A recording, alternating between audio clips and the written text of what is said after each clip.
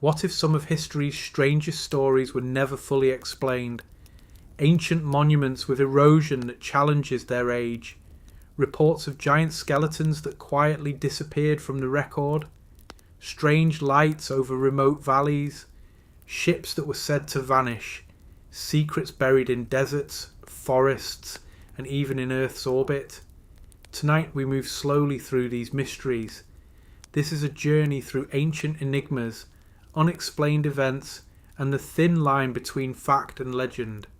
So relax, settle in, and before we begin, tell me, where are you watching from, and what time is it there right now?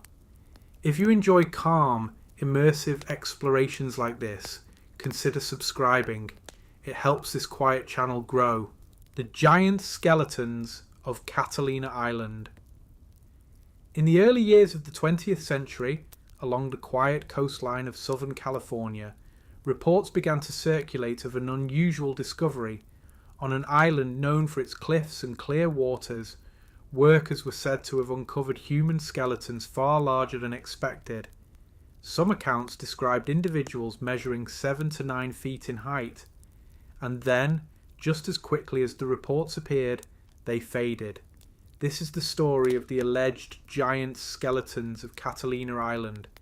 Santa Catalina Island lies about 22 miles off the coast of Los Angeles. Today it is known for tourism, wildlife, and gentle harbours. But long before it became a destination for visitors, it was home to indigenous communities, particularly the Tongva people, who lived along the Southern California coast and the Channel Islands for thousands of years. Archaeological work on the island began in the late 19th and early 20th centuries. During that period, interest in ancient remains was high across the United States.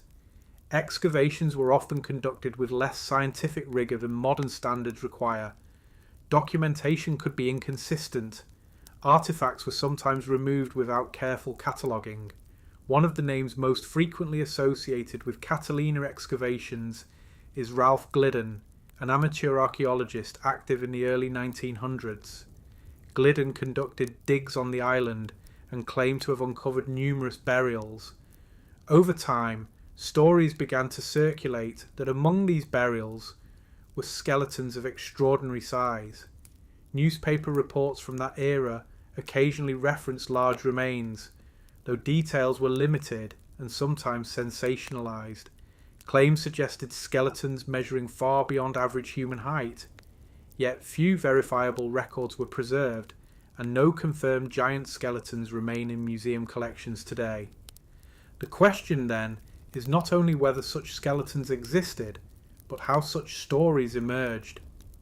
In the early 20th century, archaeology was still developing as a scientific discipline. Measurement standards varied. Public fascination with lost races and unusual discoveries often influenced reporting. Newspapers frequently exaggerated findings to capture attention. At the same time, human height variation does exist.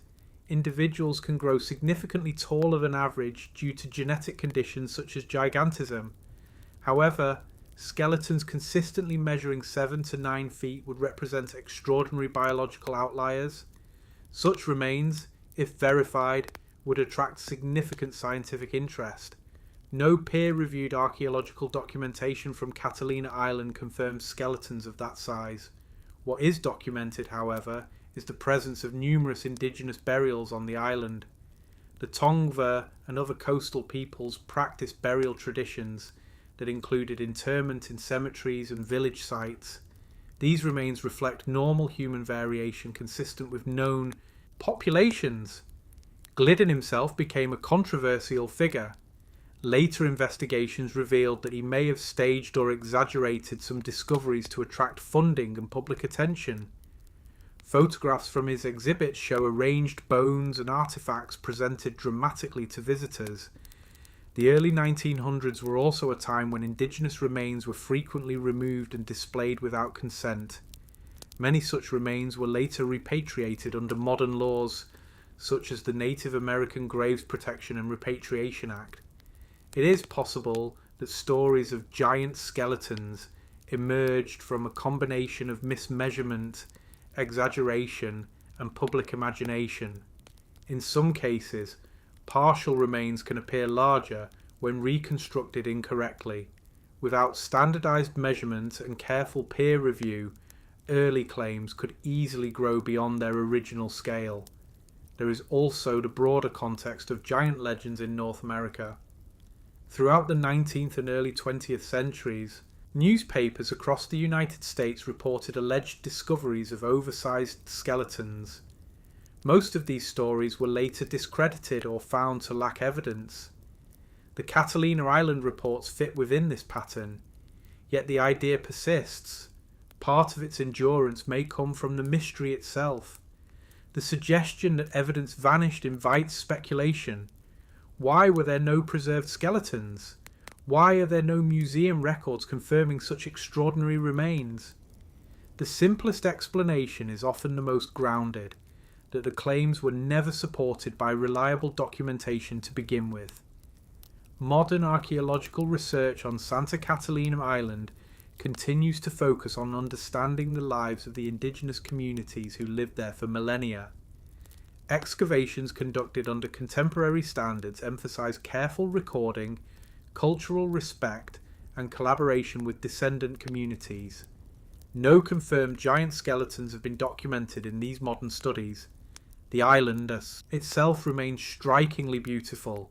Cliffs rise steeply from the Pacific, clear waters reflect sunlight, inland hills carry quiet trails and sparse vegetation. Standing along the shoreline, it is difficult to imagine the island as a centre of archaeological controversy. And yet, stories often attach themselves to places where history feels layered. Catalina's early excavation era left behind both artifacts and unanswered questions.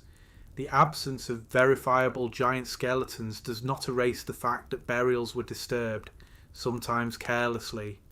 It does not diminish the real history of the Tongva people who lived and died on the island. What it does reveal is something about the nature of rumour. When documentation is incomplete, imagination fills the space. When newspapers seek attention, language grows larger. When evidence is unclear, mystery expands.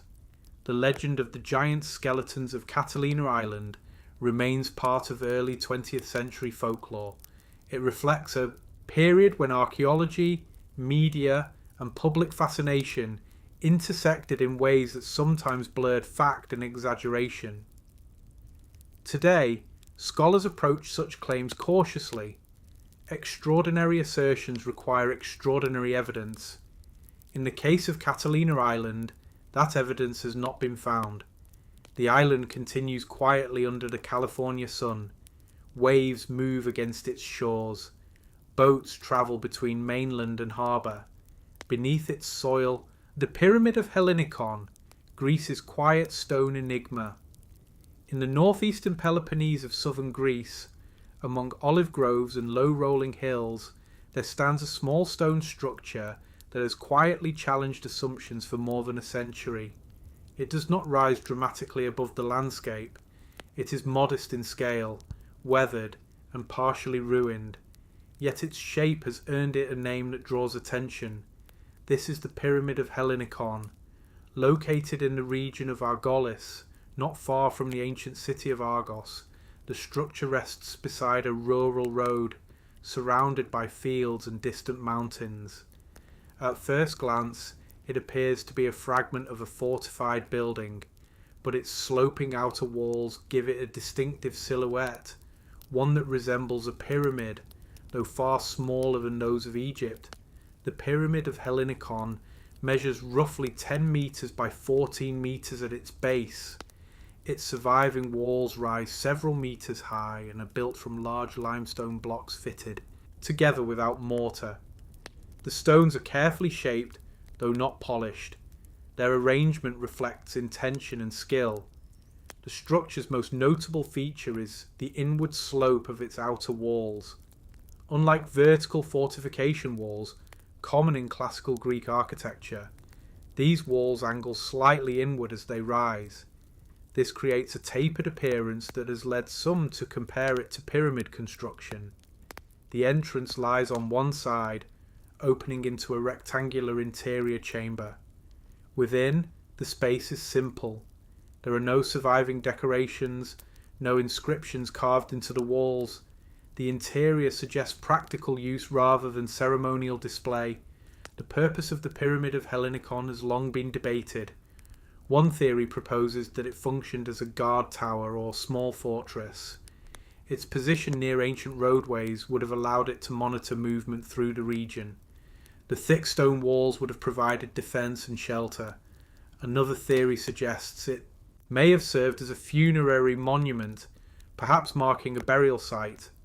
Ancient Greek writer Pausanias, travelling through the region in the 2nd century CE, described a pyramid-like structure in Argolis associated with a burial for fallen warriors. Some scholars have speculated that Hellinikon could be the monument he referenced. However, no confirmed burial remains have been found within the structure. The question of its age has also been debated. Traditional archaeological assessment places its construction in the Classical or Late Archaic period around the 4th century BCE. This dating aligns with masonry techniques and regional architectural practices of that time.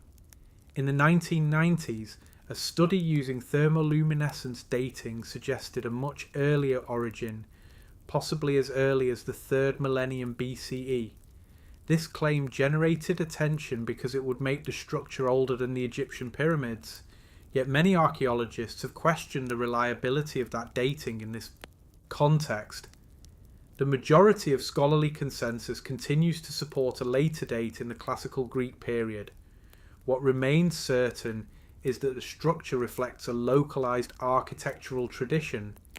It does not match the scale or design of Egyptian pyramids. Its form is compact and functional. The sloping walls may have provided additional stability or defensive advantage. Standing beside the Pyramid of Hellinikon today, the surrounding landscape feels calm and unassuming. Olive trees grow in neat rows. The hills rise gently beyond. There is no monumental complex surrounding the structure, no vast temple precinct. It stands alone. Its stones bear the marks of time. Edges have softened. Some blocks have shifted slightly, yet the core remains stable. If it served as a watchtower, one can imagine a small garrison stationed within, observing travellers moving along nearby routes. If it marked a burial, it may have honoured individuals whose names have long since been forgotten. The structure's modest scale contrasts with the attention it has received. The idea of a pyramid in Greece captures imagination. It invites comparison with distant civilizations. But the reality is more grounded. Greek architecture evolved independently, shaped by local materials and needs. The use of sloping walls in small defensive structures is not entirely unique. Similar forms appear in other regions, though rarely preserved so clearly. The Pyramid of Hellinikon reflects a moment in ancient Greek history when stone construction was advancing in technique and variation. It represents experimentation within regional architecture rather than imitation of foreign monuments. Over centuries, empires rose and fell across Greece. Classical city-states gave way to Macedonian expansion, then Roman rule, Byzantine influence, Ottoman control, and modern nationhood. Through all these changes, the small stone structure remained where it was built. It did not grow larger. It did not transform. It endured quietly. Visitors who stop along the roadside today may walk around its perimeter, tracing the line of its sloping walls. They may step inside the chamber and look upward at the open sky framed by stone. There is no gold, no grand inscription, only limestone blocks shaped and stacked with care. The Pyramid of Hellinikon does not dominate the Greek landscape. It does not rival the Parthenon or the great theatres of antiquity. Yet it offers something different, a reminder that history is not composed only of monumental achievements, but also of smaller structures whose purposes were practical and local. In the warm light of the Peloponnese, where cicadas hum in summer and olive branches shift in gentle wind, the pyramid of Hellinikon continues to stand. Its sloping walls remain angled toward the sky.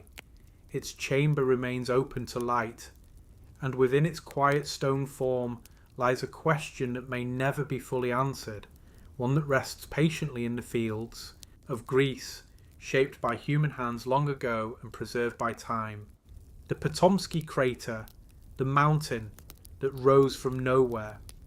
In the vast wilderness of eastern Siberia, far from cities and roads, there is a region where forests stretch endlessly across rolling hills. The air is cold for much of the year. Winters are long and severe. Even in summer, the land feels remote and untouched. In the Irkutsk region, within the Patom Highlands, there stands a formation that does not resemble the surrounding terrain. It rises abruptly from the forest floor, a cone of broken limestone, almost perfectly shaped, with a small mound at its centre. This is the Potomsky crater. From above, it appears as a grey scar against the green forest. The outer ring measures roughly 160 metres in diameter and rises about 40 metres high. The structure resembles a volcanic cone or impact crater, yet no volcanic activity exists in this region. The local Yakut people have long known of its presence. Some referred to it as the fire eagle's nest, associating it with caution and unease. Its isolated position and unusual form contributed to its reputation as a place to avoid. The crater was first documented scientifically in 1949 by Russian geologist Vadim Kolpakov. Upon encountering it during an expedition, he was struck by its symmetry and scale. Unlike ordinary hills shaped gradually by erosion, the Potomsky crater appears to have formed suddenly.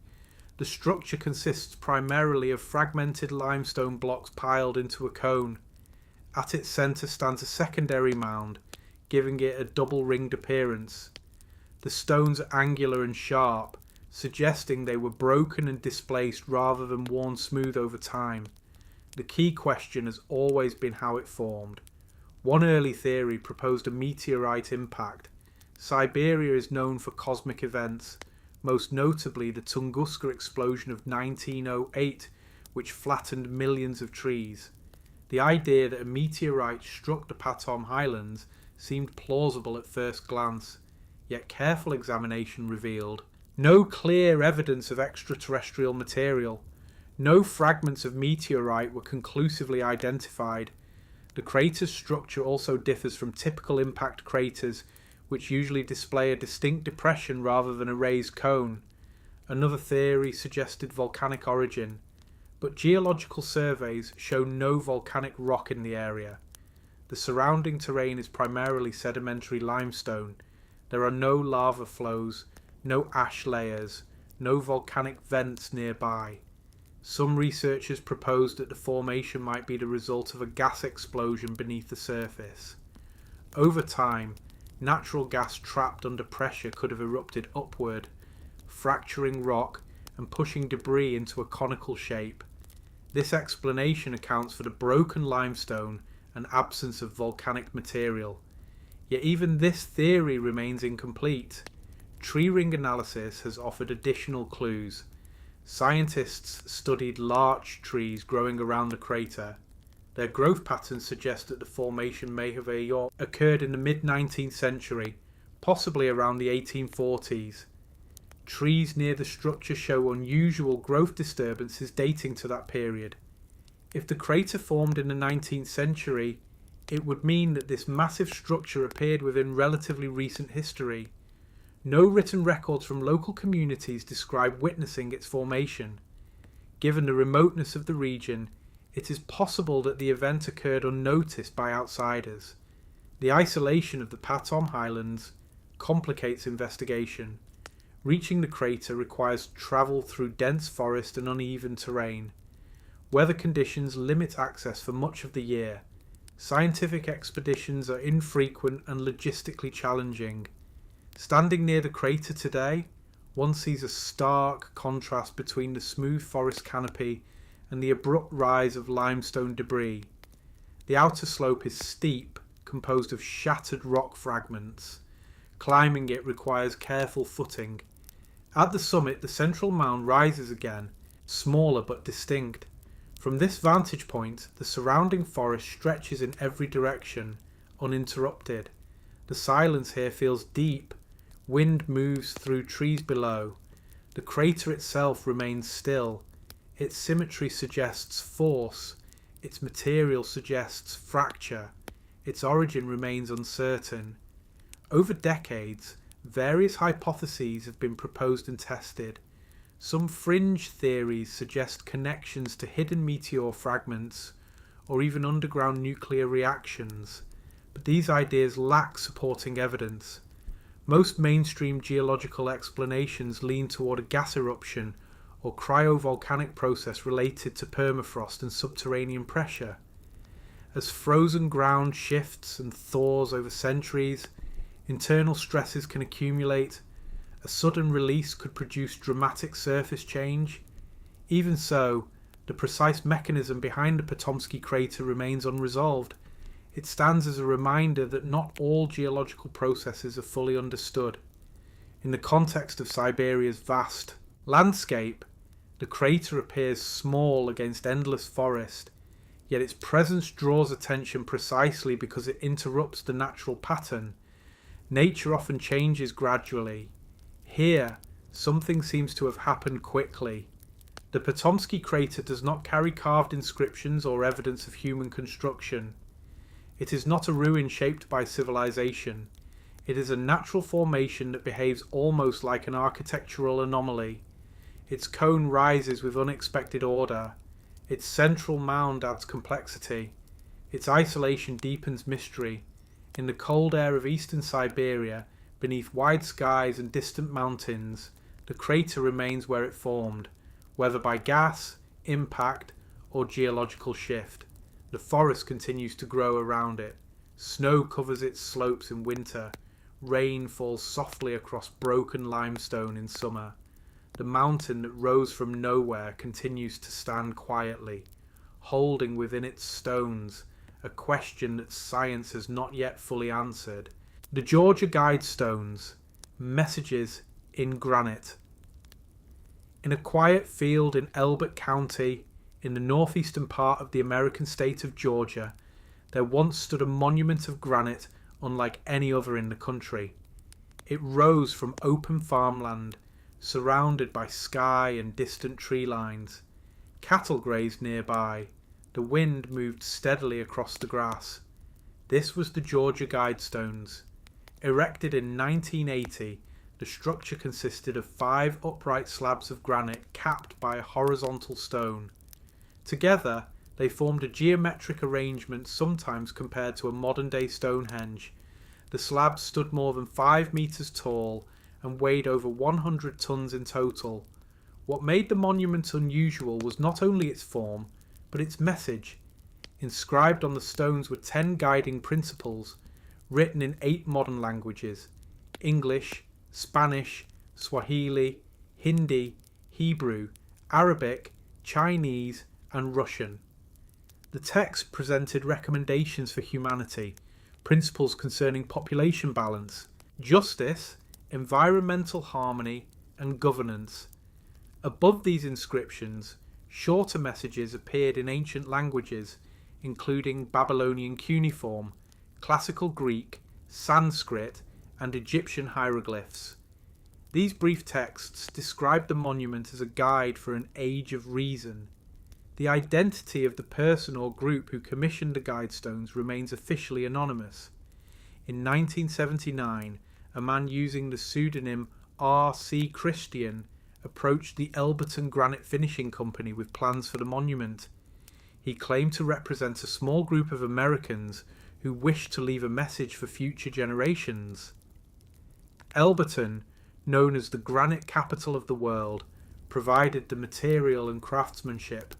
The granite was quarried locally and shaped with precision. Engineers ensured that the slabs were aligned carefully. The monument was not purely symbolic, it incorporated astronomical features.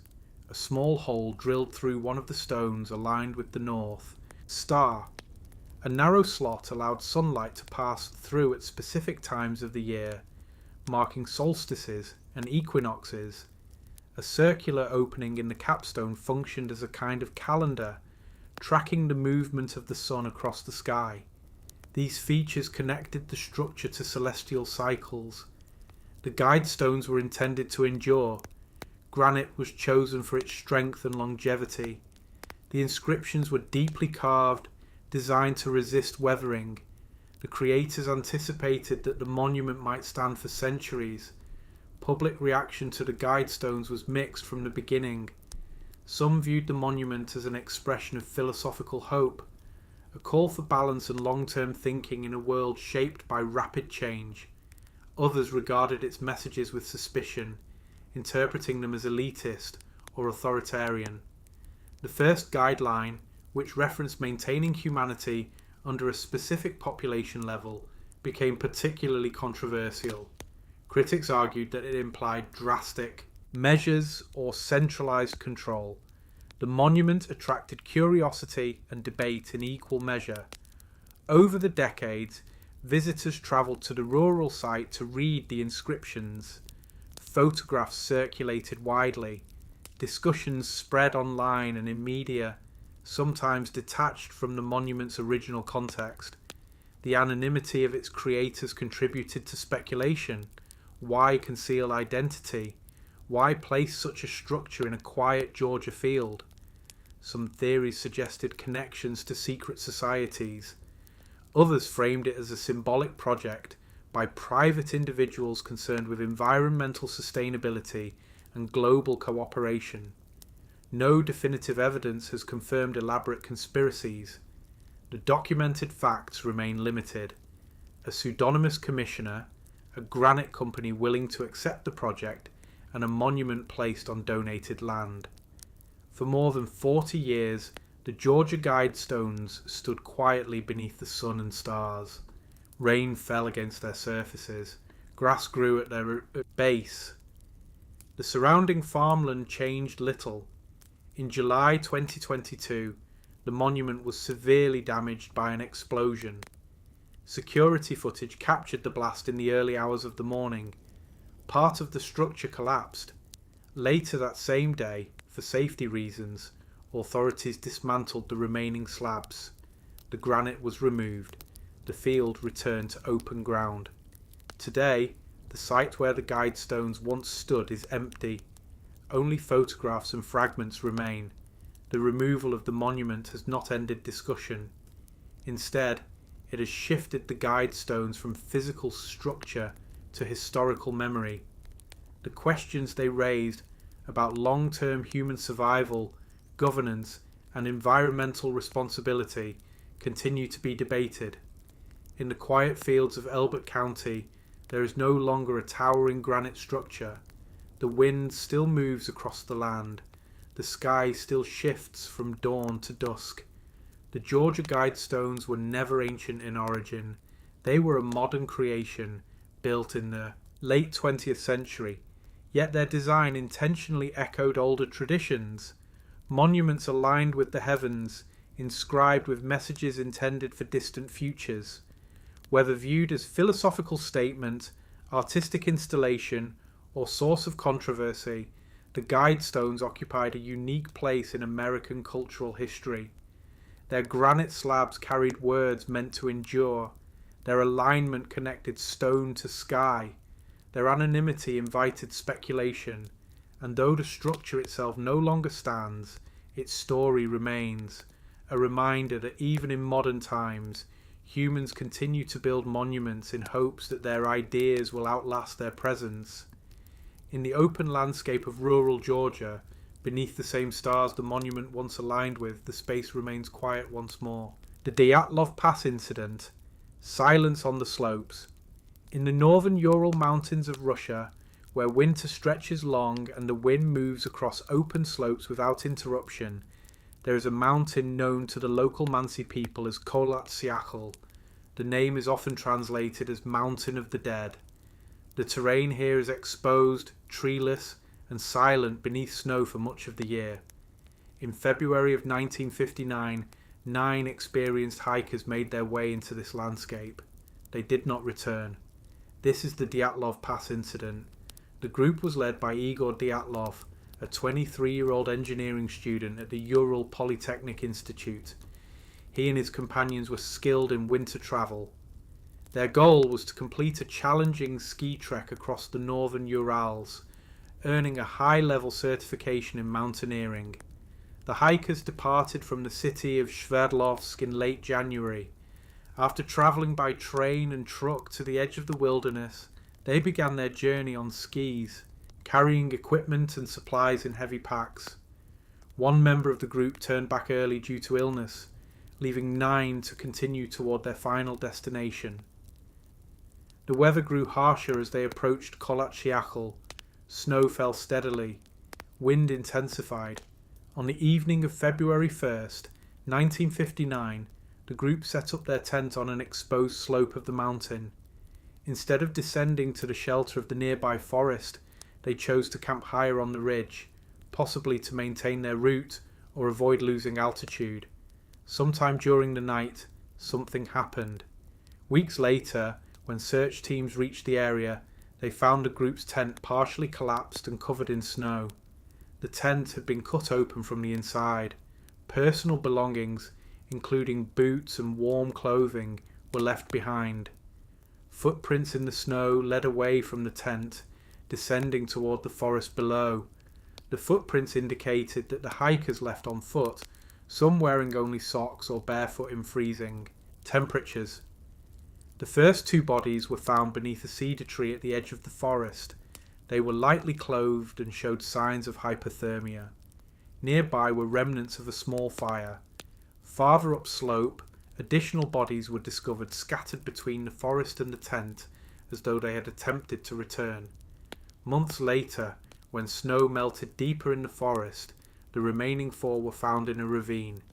These individuals had more severe injuries, including fractured ribs and skull trauma. One was missing her tongue. The official Soviet investigation concluded that the hikers died due to a compelling natural force. No clear explanation was provided. The unusual details led to decades of speculation.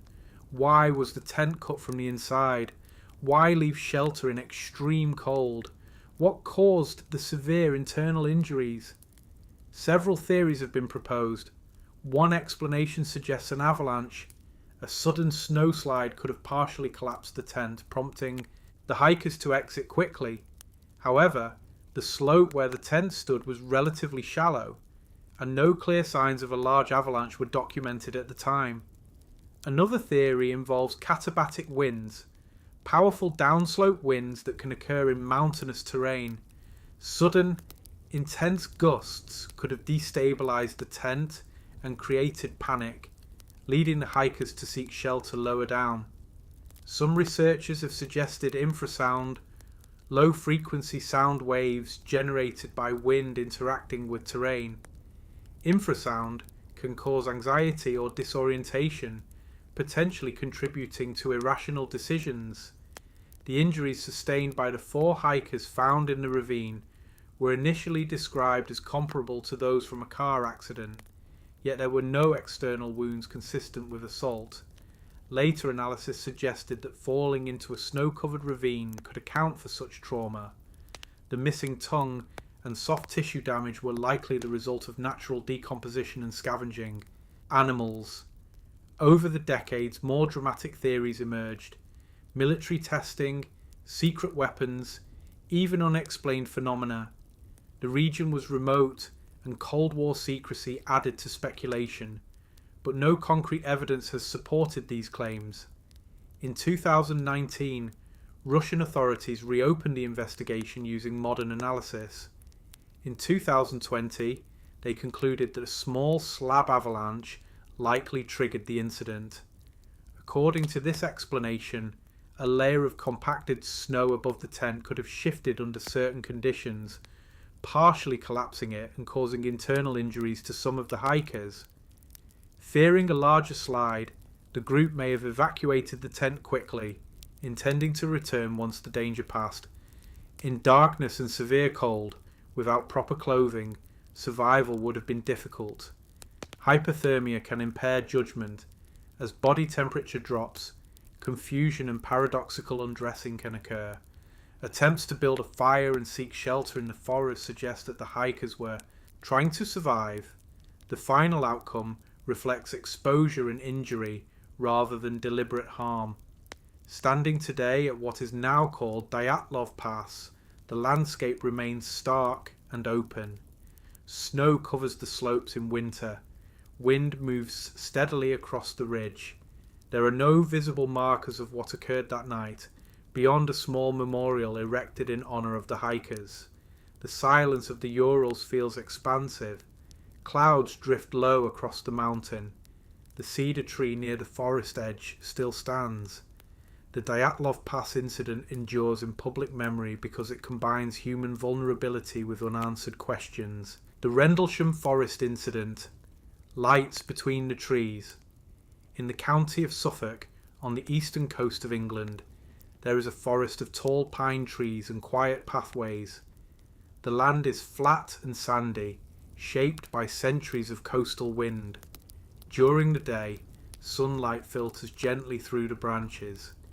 At night, the forest grows still, the darkness broken only by distant stars and the occasional rustle of leaves. This is Rendlesham Forest. In late December 1980, during the cold and silent hours after midnight, unusual lights were reported among these trees. The events that followed would become known as one of the most discussed, unidentified aerial phenomena cases in British history. At the time, the forest lay between two United States Air Force bases, RAF Bentwaters and RAF Woodbridge. These bases housed American military personnel stationed in the United Kingdom during the Cold War. On the night of December 26, 1980, security patrol members at RAF Woodbridge reported seeing strange lights descending into the forest beyond the perimeter fence. Believing it could be an aircraft crash, 3 servicemen were sent to investigate. As they moved through the forest, they described seeing a glowing object among the trees. According to their statements, it appeared metallic and triangular in shape, emitting coloured lights. One witness later reported that the object seemed to move through the forest silently before disappearing. The following night, additional personnel entered the forest to examine the area. Among them was Lieutenant Colonel Charles Holt, the deputy base commander. Holt recorded audio during the investigation, describing lights visible in the sky and beams of light descending toward the ground. He later wrote a memorandum summarising the events, which was forwarded to the British Ministry of Defence. The reported sightings occurred over multiple nights between December 26th and December 28th.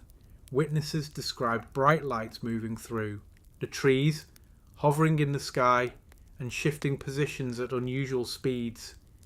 The accounts varied slightly, but they shared a consistent core. Unexplained lights observed near a military installation. Physical evidence at the site was limited. Investigators noted small depressions in the ground where the object was said to have landed. Radiation readings were taken with handheld devices, though later analysis suggested the levels were within normal background variation. Some witnesses claimed that beams of light were directed toward the base, and even towards storage areas where nuclear weapons were rumoured to be housed. These details added gravity to the narrative, given the tense geopolitical climate of the Cold War era. The British Ministry of Defence conducted a brief review, but concluded that the incident posed no threat to national security. The official position suggested that no evidence supported the presence of an extraterrestrial craft. Over the years, alternative explanations have been proposed. One widely discussed theory involves the Orford Ness Lighthouse, located several miles from the forest. Its rotating beam could have appeared intermittently through the trees, particularly in misty or dark conditions, creating the illusion of moving lights. Astronomical explanations have also been considered. On the night in question, bright stars and planets, including Sirius, were visible low on the horizon. Atmospheric distortion can cause such objects to appear to flicker, move, or change colour. Skeptics argue that a combination of lighthouse beams, celestial bodies, and heightened expectation may have contributed to the reports. Yet some witnesses maintain that what they saw could not be explained so easily. Audio recordings made during the investigation capture voices reacting in real time to lights observed in the sky. The tone is calm but focused. There is no immediate sense of panic, only observation and confusion. Rendlesham Forest itself remains unchanged. The trees stand tall, paths wind quietly through the woodland. A marked UFO trail now guides visitors to the approximate area where the object was reported to have landed. A small metal sculpture marks the site. During daylight, the forest feels peaceful. Birdsong echoes between trunks. Sunlight creates shifting patterns on sandy ground. At night, the darkness deepens quickly. The forest absorbs sound. Visibility narrows to the beam of a flashlight. In such conditions, perception can shift. Distance becomes difficult to judge. Lights can appear closer than they are. The Rendlesham Forest incident persists in public imagination because it occurred near a military base and involved trained personnel. Unlike many isolated UFO reports, this case included written memoranda, recorded audio, and multiple witnesses. It sits at the intersection of natural explanation and unresolved ambiguity. For some, it represents evidence of something beyond conventional understanding. For others, it reflects how environment, expectation, and limited information can combine to create extraordinary narratives. More than 4 decades have passed since that winter in 1980. The Cold War has ended. The bases at Bentwaters and Woodbridge are no longer active military sites, but the forest remains. Wind moves gently through the trees. Stars appear above the canopy on clear nights. The sandy paths remain open to those who wish to walk them. Whether the lights were distant beams from a lighthouse, celestial bodies distorted by atmosphere, or something not fully understood, the landscape has returned to quiet. In Rendlesham Forest, beneath English skies that shift from grey to deep blue, the memory of those December nights lingers softly, like a brief flicker of light between the trees, seen once, then gone. Mokalembembe, the legend in the swamp. A living dinosaur hidden deep in African swamps. It is a question that has lingered for more than a century, carried through expedition journals, local stories, and quiet speculation. In the dense wetlands of Central Africa, where rivers twist through thick rainforest and mist rises from still water at dawn, there are accounts of a creature said to dwell beyond clear sight. This is the legend of Mokalembembe. The name comes from local Lingala language and is often translated as one who stops the flow of rivers. According to stories told in parts of the Congo basin, the creature is large, powerful, and rarely seen. It is described as having a long neck, a heavy body, and a tail strong enough to move through swamp vegetation. For some, the description resembles that of a sauropod dinosaur, an animal thought to have disappeared millions of years ago. The Congo basin is one of the most remote and biodiverse regions on Earth. Vast stretches of swamp forest remain difficult to access even today. Rivers branch into narrow channels, and thick vegetation limits visibility. In such landscapes, sound carries differently. Shapes appear and vanish through mist and shadow. Indigenous communities across the region have long held stories of unusual animals. These stories are part of cultural memory, passed from generation to generation. They are often tied to cautionary tales about territory, survival, and respect for nature. In the late 19th and early 20th centuries, European explorers travelling through Central Africa recorded accounts of a large, unknown animal inhabiting swamps near the Congo River and its tributaries. Some compared it to descriptions of prehistoric reptiles. Expeditions were organised in the 20th century specifically to search for Mokele Mbembe. Researchers travelled to remote areas of the Republic of the Congo, Cameroon, and surrounding regions. They interviewed local inhabitants, collected testimonies, and in some cases claimed to observe unusual disturbances in water. Despite these efforts, no physical evidence has confirmed the existence of a living dinosaur-like creature in the Congo Basin. The idea of a surviving prehistoric animal persists because the environment itself feels timeless.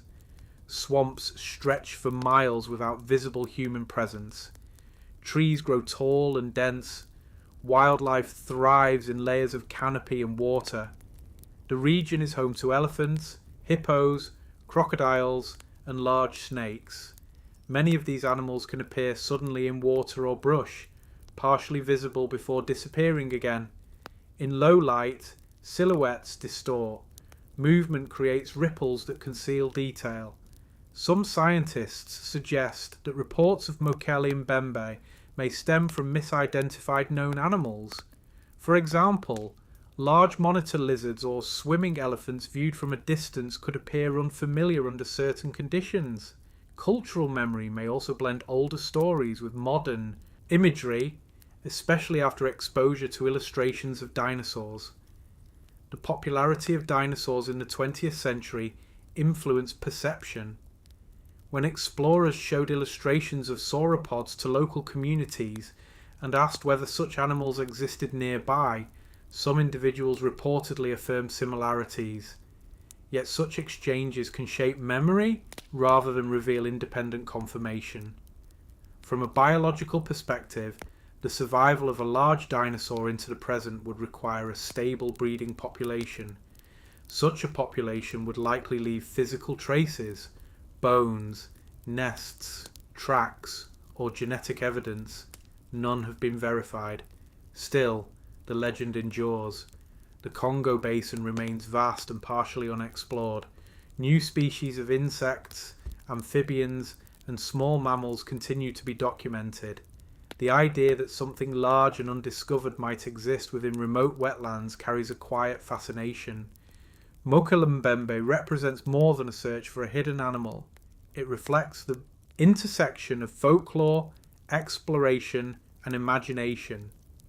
In Western culture, the notion of a living dinosaur evokes prehistoric continuity, an ancient world surviving untouched. In local context, however, the stories may function differently, serving as markers of territory or embodiments of natural power. Expeditions in the late 20th century often returned without evidence, yet with renewed interest. Some explorers described unusual calls in the forest or disturbances in water that they could not easily identify. But uncertainty alone does not confirm existence. The rainforest does not reveal itself quickly. Sound travels through layers of vegetation. Light filters unevenly. Shadows shift across water. Standing along a riverbank in the Congo Basin at dawn, one hears birds calling across the canopy. Mist rises from still water. The forest feels deep and continuous. It is easy to understand how imagination and environment merge in such settings. Mokele Mbembe remains a story carried by landscape. It has not been captured on film in a verifiable way. No skeletal remains have been found. No DNA samples confirm its presence. Yet the legend persists in books, documentaries, and quiet discussions among those drawn to unexplained possibilities. The Congo River continues its flow through rainforest and swamp. Wildlife moves through channels unseen. Indigenous communities maintain their connection to land and river, preserving stories shaped by generations of observation. Whether Mokele Mbembe is a misidentified known species, a symbolic figure within folklore, or simply an enduring mystery without physical basis, it occupies a place in cultural imagination.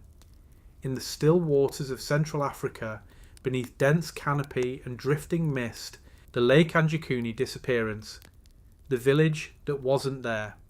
In the remote tundra of northern Canada, where winter stretches long across frozen lakes and the horizon feels endless beneath a pale sky, there is a story that has lingered for nearly a century. It tells of a village that simply disappeared. This is the legend of the Lake Anjikuni disappearance. Lake Anjikuni lies in what is now the territory of Nunavut, far from cities and roads. The land here is vast and quiet. During winter, snow blankets the tundra. The air is sharp and dry. At night, the northern lights move slowly across the sky, casting green arcs over frozen water. According to the most widely told version of the story, in November 1930, a Canadian fur trapper named Joe LaBelle was travelling by sled through the region. He was familiar with the area and with the Inuit communities who lived there. Lake Anjikuni was said to be home to a small settlement that he had visited before. When he approached the site, he expected warmth and conversation.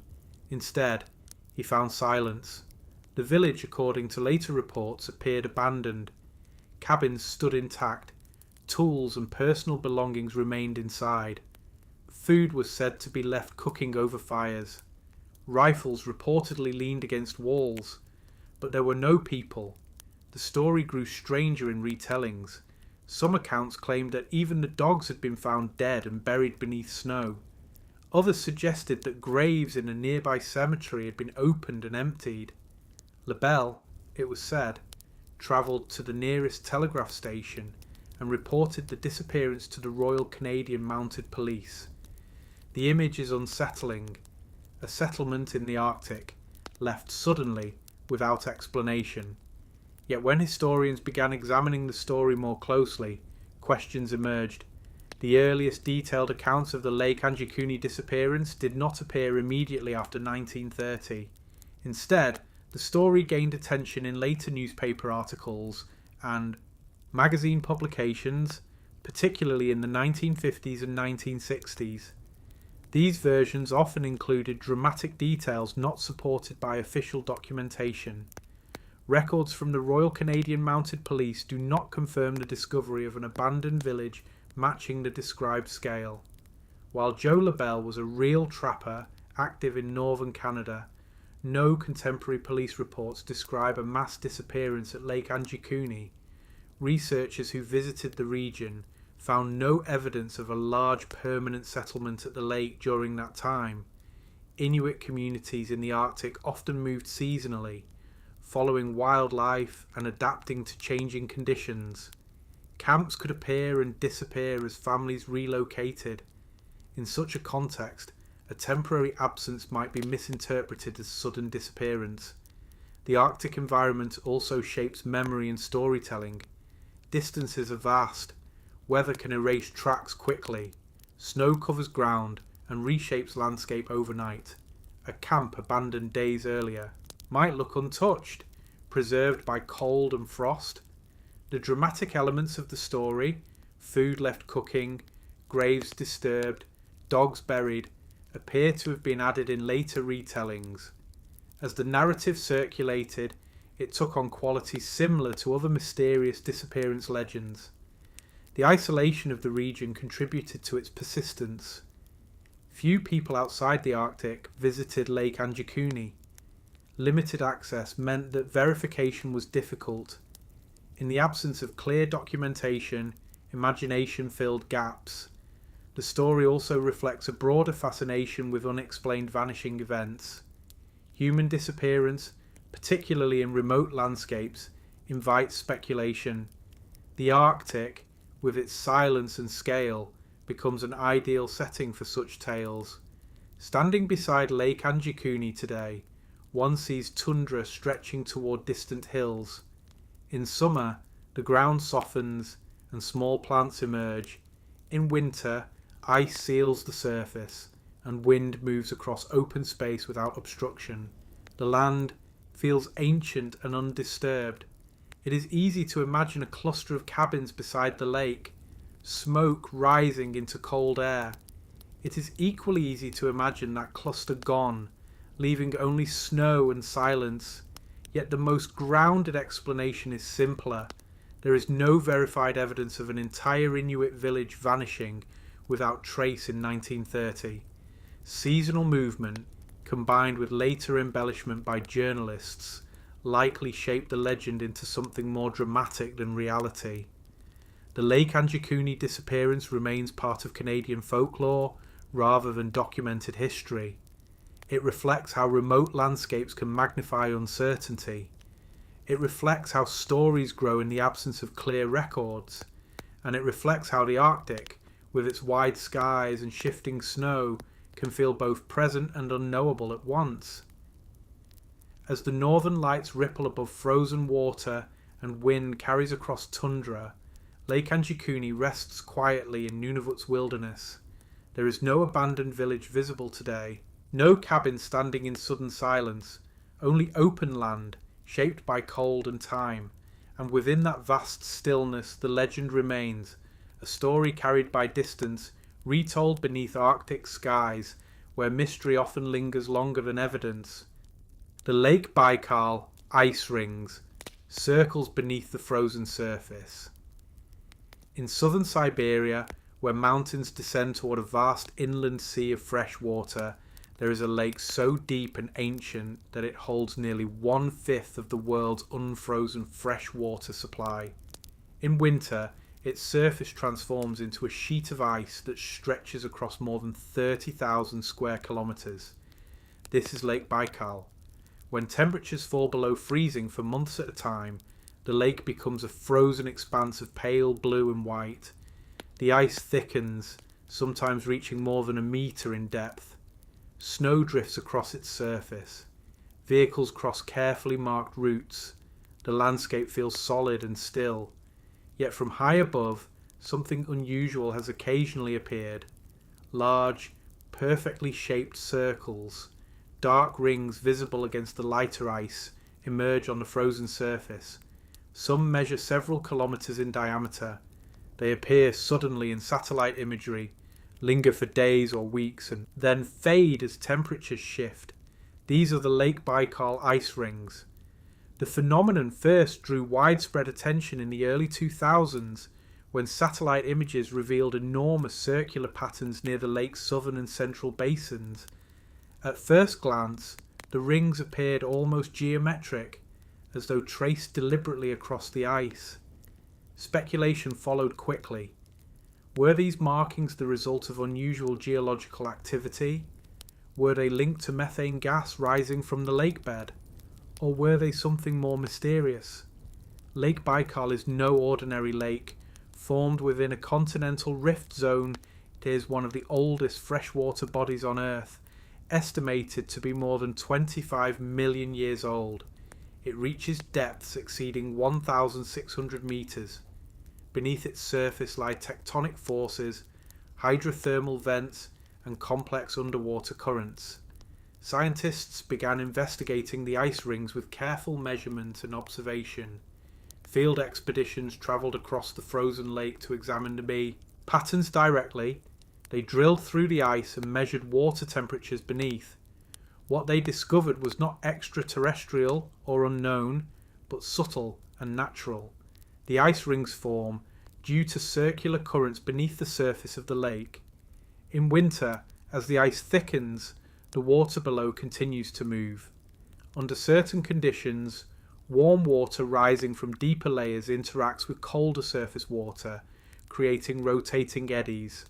These slow-moving underwater vortices generate circular patterns. Where the water beneath is slightly warmer, the ice above becomes thinner. The thinner ice appears darker in satellite images because it allows more light to pass through or reflects differently than thicker surrounding ice. The result is a ring, not carved from above, not burned into the surface, but shaped from below. The circular eddies are large, sometimes spanning several kilometres. Their rotation can persist for days, gradually weakening the ice in a ring-like formation. When conditions align, temperature, wind, and water movement, the rings become visible from space. Such rings are not unique to Baikal, though they are most prominent there. Similar patterns have occasionally been observed on other large frozen lakes, but Baikal's depth and thermal structure make the phenomenon particularly striking. For local residents, the appearance of ice rings carries practical importance. Thinner ice can pose risk to vehicles or travellers crossing the lake. Monitoring their formation helps ensure safety during winter transport. Standing on the frozen surface of Lake Baikal, one may not immediately notice the full scale of a ring. The curvature is too vast to perceive from ground level, but subtle changes in ice texture can be felt underfoot. Cracks radiate outward. The surface may appear slightly smoother or darker in sections. Above, the Siberian sky stretches clear and cold. Mountains frame the horizon. Wind moves lightly across the frozen expanse. The idea of giant rings appearing overnight on ice invites imagination. The symmetry feels deliberate. The scale feels immense. It is easy to understand why early satellite images sparked speculation. Yet the explanation rests in physics. Water moves in patterns shaped by temperature and density. Currents rotate under certain conditions. Ice responds. Lake Baikal continues to change with seasons. In spring, the ice fractures and melts. The rings disappear entirely as the surface opens into deep blue water. In summer, the lake reflects sunlight and clouds, its mysteries hidden beneath waves. Then winter returns, the surface freezes once more, and occasionally the dark circles form again, slowly, quietly, shaped by unseen currents moving beneath frozen stillness. The ice rings of Lake Baikal remind us that nature often produces patterns that appear intentional, even when no conscious force guides them. Beneath calm surfaces, complex systems operate continuously. In the vast quiet of Siberia, where cold defines the landscape and silence stretches across ice, the lake holds its depth without announcement. And when viewed from space, its frozen surface sometimes reveals perfect circles, temporary signatures of motion beneath stillness drawn by water in the language of winter.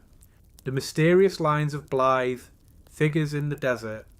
In the desert near the Colorado River, not far from the town of Blythe in southeastern California, the land stretches outward in pale brown and muted gold. The sun is strong here. The air is dry.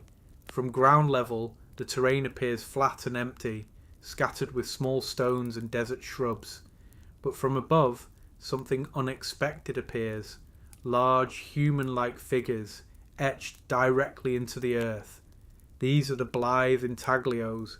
Unlike raised stone monuments or carved rock faces, the Blythe figures were created by scraping away the dark surface stones of the desert to reveal lighter soil beneath. The result is a contrast visible most clearly from the air. From ground level, the shapes can be difficult to recognize. There are several major figures in the area, some stretching more than 50 meters in length. They depict stylized human forms with outstretched arms and legs. Nearby are geometric shapes and animal-like outlines. The desert surface here is covered by a thin layer of dark stones known as desert pavement.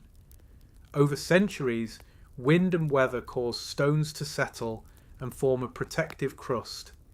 By removing this darker layer, the builders created lighter lines that stand out sharply against the surrounding ground. The age of the Blythe intaglios is not precisely known, but most researchers estimate that they were created between 450 and 2,000 years ago. The Mojave and Quechan peoples, whose ancestors have lived in the region for generations, are often associated with the site. For indigenous communities, these figures are not simply artworks. They are part of spiritual and cultural tradition. Some interpretations connect the figures to creation stories and ceremonial pathways. The largest human figure is sometimes identified with Mastamho, a creator figure in Mojave oral tradition who shaped the world and guided the people. The desert environment played an essential role in preserving the intaglios. Rainfall is minimal. Vegetation grows slowly. Once the surface stones were cleared, the lighter soil remained visible, protected by the dryness of the region. Standing on the ground beside one of the figures, it is difficult to perceive its full shape. The lines are shallow, perhaps only a few centimetres deep. The proportions become clear only from elevation. This suggests that the creators understood how the design would appear from higher vantage points, such as surrounding hills. The nearby mountains provide natural viewing positions from which the figures can be seen more clearly. The Blythe intaglios are sometimes compared to the Nazca lines of Peru, another example of large-scale geoglyphs visible primarily from above. Yet the context differs. The Blythe figures are fewer in number and concentrated in a smaller area. Their forms are simpler, yet still deliberate. The process of creating such large figures required coordination. Stones had to be cleared along carefully measured lines. Proportions had to be maintained across long distances. The shapes reflect intention rather than randomness. The desert itself contributes to the atmosphere of the site. The Colorado River flows quietly nearby, providing a narrow band of life within otherwise arid surroundings. Beyond the river, the land rises into low hills and distant mountains. The horizon appears wide and uninterrupted. In early 20th century accounts, pilots flying over the region were among the first outsiders to report seeing the figures clearly. Their discovery from the air increased public awareness. Later, the site was designated as a protected area to prevent damage. Because the intaglios are shallow and fragile, they can be disturbed easily by vehicle tracks or foot traffic. Preservation efforts aim to limit impact while respecting cultural significance. The purpose of the Blythe intaglios remains partly interpretive. Some researchers suggest they marked ceremonial routes, used in rituals. Others propose that they symbolize connections between people and land, serving as territorial or spiritual markers. What is clear is that they required time and collective effort. They were not accidental. They were shaped into the earth by human hands. In the desert heat, with sun high overhead, the pale lines stand quietly against darker ground. No inscription explains them. No written record describes their creation. Their meaning resides in oral tradition and archaeological study. At sunrise and sunset, shadows lengthen across the desert floor. The lines soften slightly in changing light. The human figures appear almost suspended between earth and sky. The mysterious lines of Blythe are not monumental in height. They do not rise above the landscape. Instead, they are drawn into it, integrated with soil and stone. They remind us that architecture does not always stand upward. Sometimes it is carved into ground itself. In the quiet desert near the Colorado River, where wind moves gently across open land and the sky feels endless, the Blythe intaglios remain, figures etched into earth centuries ago, visible most clearly from above, holding their shape in silence beneath the California sun. The Hessdalen lights, glowing orbs in a quiet valley. In central Norway, between forested hills and quiet farms, there is a narrow valley where winter nights stretch long beneath a dark sky. Snow settles gently across rooftops and fields. The air is cold and clear. Stars appear sharply above the mountains. This is Hessdalen. For decades, residents of this valley have reported seeing unusual lights moving across the night sky. They appear as glowing orbs, sometimes white, sometimes yellow or red, hovering silently or drifting slowly above the landscape. These are known as the Hessdalen lights. The phenomenon gained attention in the early 1980s when sightings increased in frequency. Villagers described luminous shapes appearing above hillsides or floating low over the valley floor. Some lights moved quickly. Others remained stationary for several minutes before fading. The reports were not isolated. Multiple witnesses observed similar patterns.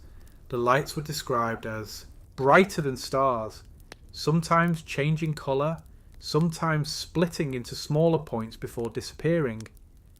Unlike distant aircraft or satellites, these lights often seem to move unpredictably. The valley's remoteness and low population meant that artificial light sources were limited. The sky remained dark enough for subtle changes to stand out clearly. In 1983 and 1984, organised investigations began. A group known as Project Hessdalen was formed to study the phenomenon scientifically. Researchers installed cameras and measurement equipment in the valley, recording both visual and electromagnetic data. The goal was not to confirm extraterrestrial activity, but to understand natural causes.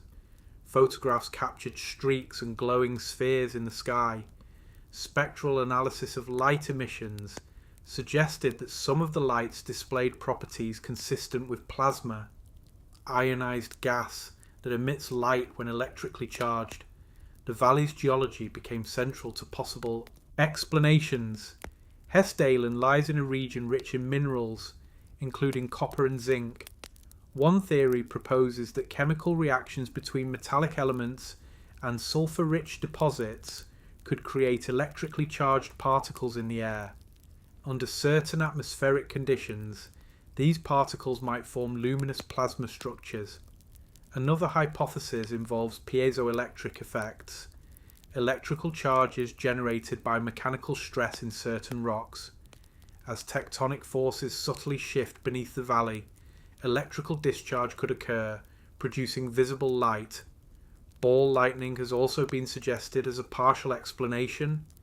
Though rare and not fully understood, ball lightning refers to glowing spherical objects, sometimes observed during thunderstorms. However, Hessdalen lights have been reported in clear weather as well. Modern monitoring continues in the valley. Automatic stations record light events and transmit data for analysis. Over time, researchers have classified many sightings as aircraft, meteors, or atmospheric reflections. Yet a portion of recorded phenomena remains unexplained in conventional terms. The lights vary in duration and intensity. Some appear briefly and vanish, others hover for minutes. Their behaviour is not uniform, making simple categorization difficult. Standing in the valley at night, one becomes aware of the silence. Snow absorbs sound. The mountains create a natural enclosure. The sky feels expansive above dark ridgelines.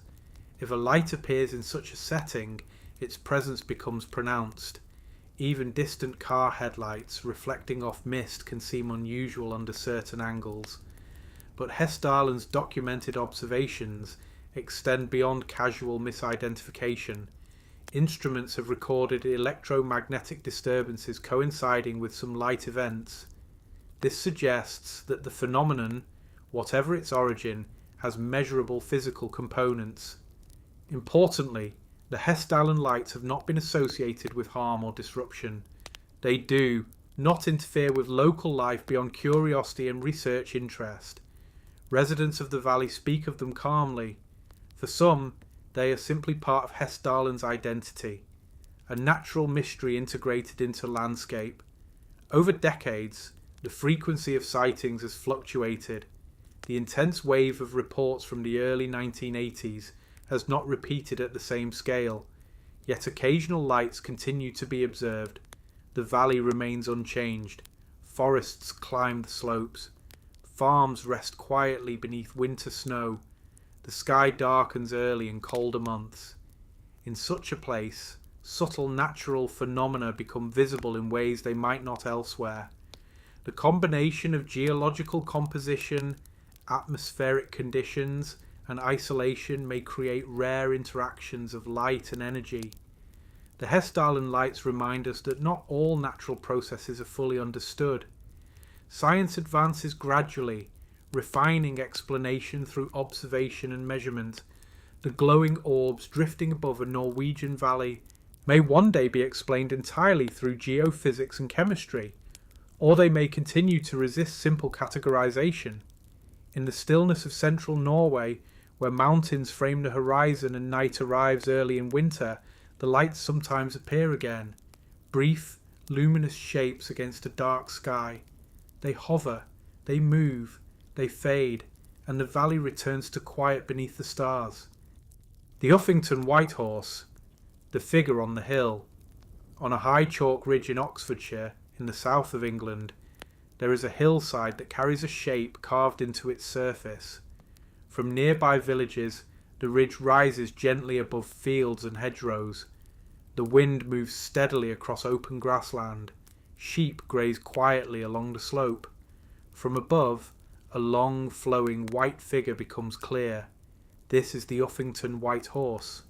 Stretching approximately 110 metres across the hillside, the figure is formed by trenches cut into the chalk bedrock and filled with crushed white stone.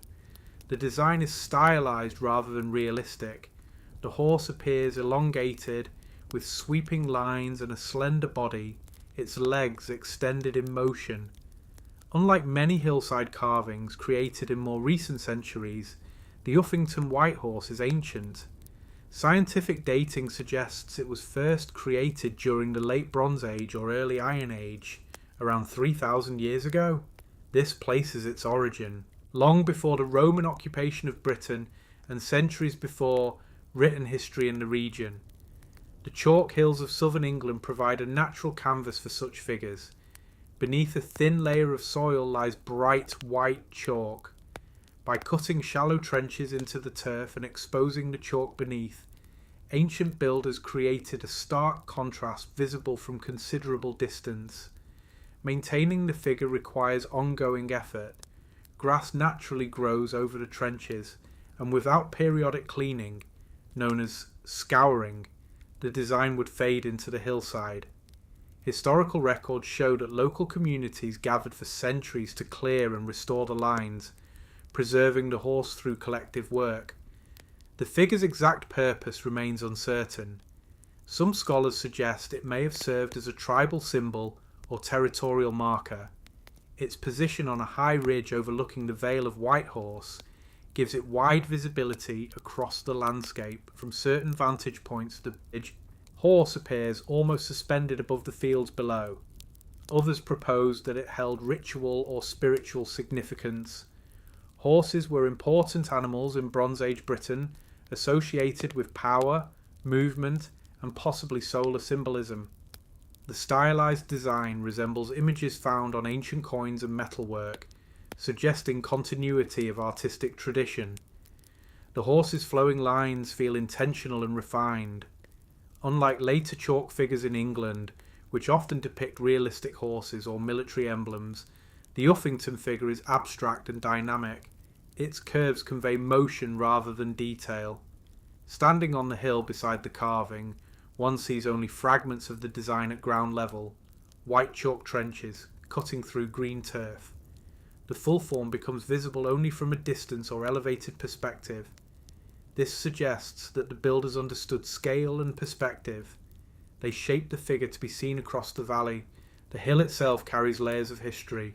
Nearby stands Uffington Castle, an Iron Age hill fort, enclosed by earthen ramparts. The proximity of the fort and the horse indicates that this ridge was significant long before medieval times. The surrounding countryside remains largely rural. Fields extend toward the horizon. Villages rest quietly among trees. The sky above the ridge is often open and expansive, with clouds drifting slowly across it. Over centuries, stories have grown around the White Horse. Folklore connected it to figures such as St. George or ancient battles. Some legends claim the horse must be cleaned regularly or it will gallop away. These stories reflect cultural attachment rather than historical record. Archaeological study reveals that the horse predates medieval legend by thousands of years. Its endurance depends on care. Without scouring, the chalk lines would gradually disappear beneath soil and grass. Community involvement has been essential to its survival. The White Horse is not carved into stone permanently. It is renewed repeatedly, generation after generation. In this way, it is both ancient and continually recreated. The chalk glows brightly under sunlight. After rain, the white lines appear sharper against green grass. In winter, frost outlines the trenches subtly, softening their edges. From the valley below, the horse appears as a bold silhouette against the hill. From above, its form reveals deliberate proportion and balance. It does not resemble a naturalistic animal. It resembles an emblem. The Uffington White Horse reflects a deep relationship between people and landscape. It is not built upward like a monument. It is drawn into the earth itself, integrating art with terrain. More than 3 millennia have passed since its creation. Empires have risen and fallen. Languages have changed. Villages have grown and faded. Yet the figure remains, maintained quietly by those who live nearby. On White Horse Hill, as wind moves across chalk grassland and clouds pass overhead, the ancient figure continues to stretch across the slope. Its lines remain simple, its form remains steady, and beneath the wide English sky, the Uffington White Horse endures, an image shaped into earth long ago, preserved not by stone alone, but by the hands of those who chose to keep it visible. The Ahnenerbe expeditions, science, ideology, and the journey to Tibet. In the late 1930s, as political tension tightened across Europe, a small German expedition travelled high into the Himalayas. Their destination was Tibet, a land of vast plateaus, monasteries, and mountain passes rising toward the sky. They carried cameras, measuring instruments, and scientific equipment, but they also carried ideology. This was the expedition organised under the authority of the Ahnenerbe, a research institute founded in 1935 in Germany. Officially, its purpose was to study the cultural and ancestral history of what the Nazi regime described as the Aryan race. In reality, its work blended archaeology, anthropology, and mythology with political propaganda. The 1938 to 1939 journey to Tibet was led by German zoologist Ernst Schaefer. The expedition set out under the sponsorship of Heinrich Himmler, one of the most powerful figures in the Nazi leadership. Himmler held a deep fascination with ancient origins, mysticism, and the idea that fragments of an ancestral civilization could be found in distant lands. Tibet, remote and culturally distinct, became one such focus. At the time, Tibet was largely closed to foreign influence. Access required diplomatic negotiation and careful planning. The German team travelled across India and through mountain routes before reaching Lhasa, the Tibetan capital. Photographs from the expedition showed a team in formal uniforms standing beside local officials and monks. The journey included scientific study of flora and fauna, geographic mapping, and documentation of cultural practices. But alongside zoological and botanical research, the expedition also conducted anthropological measurements. Skull dimensions, facial features, and physical traits were recorded in an attempt to support racial theories promoted by the Nazi regime.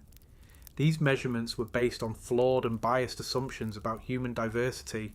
Modern science has long rejected such racial hierarchies as inaccurate and harmful. The Ahnenerbe itself was not purely an academic institution. It functioned within the ideological framework of the Nazi state. Its research often sought to legitimize political narratives by claiming ancient historical continuity.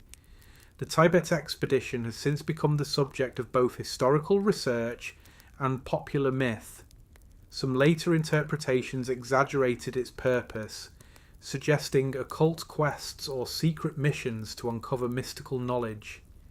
Historical evidence, however, indicates that the primary objectives were scientific exploration intertwined with racial ideology rather than supernatural pursuit.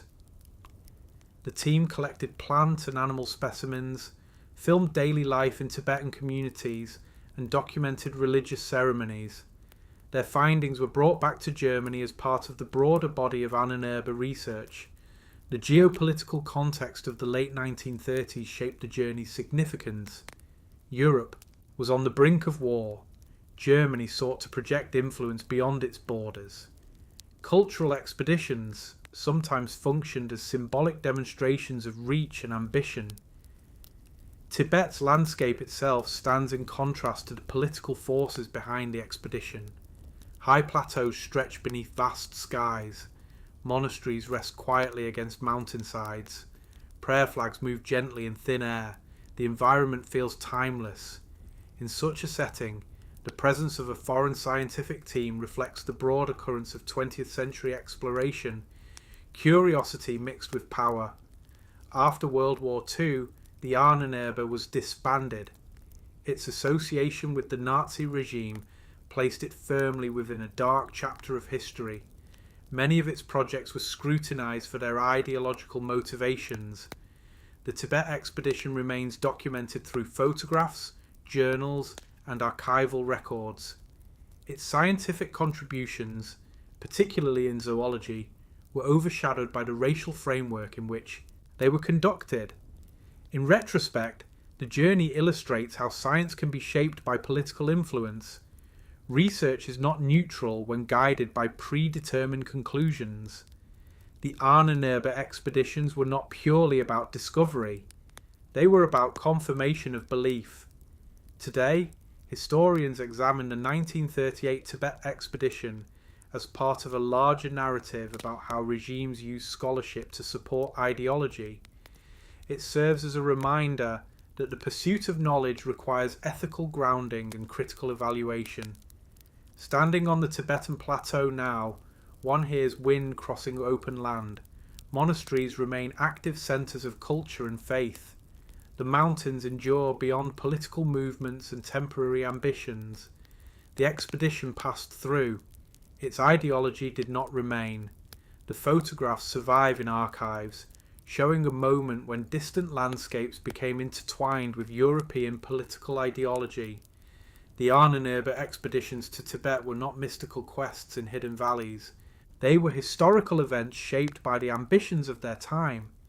And beneath the vast Himalayan sky, where silence stretches across high passes and prayer flags move softly in cold air, the memory of that journey remains.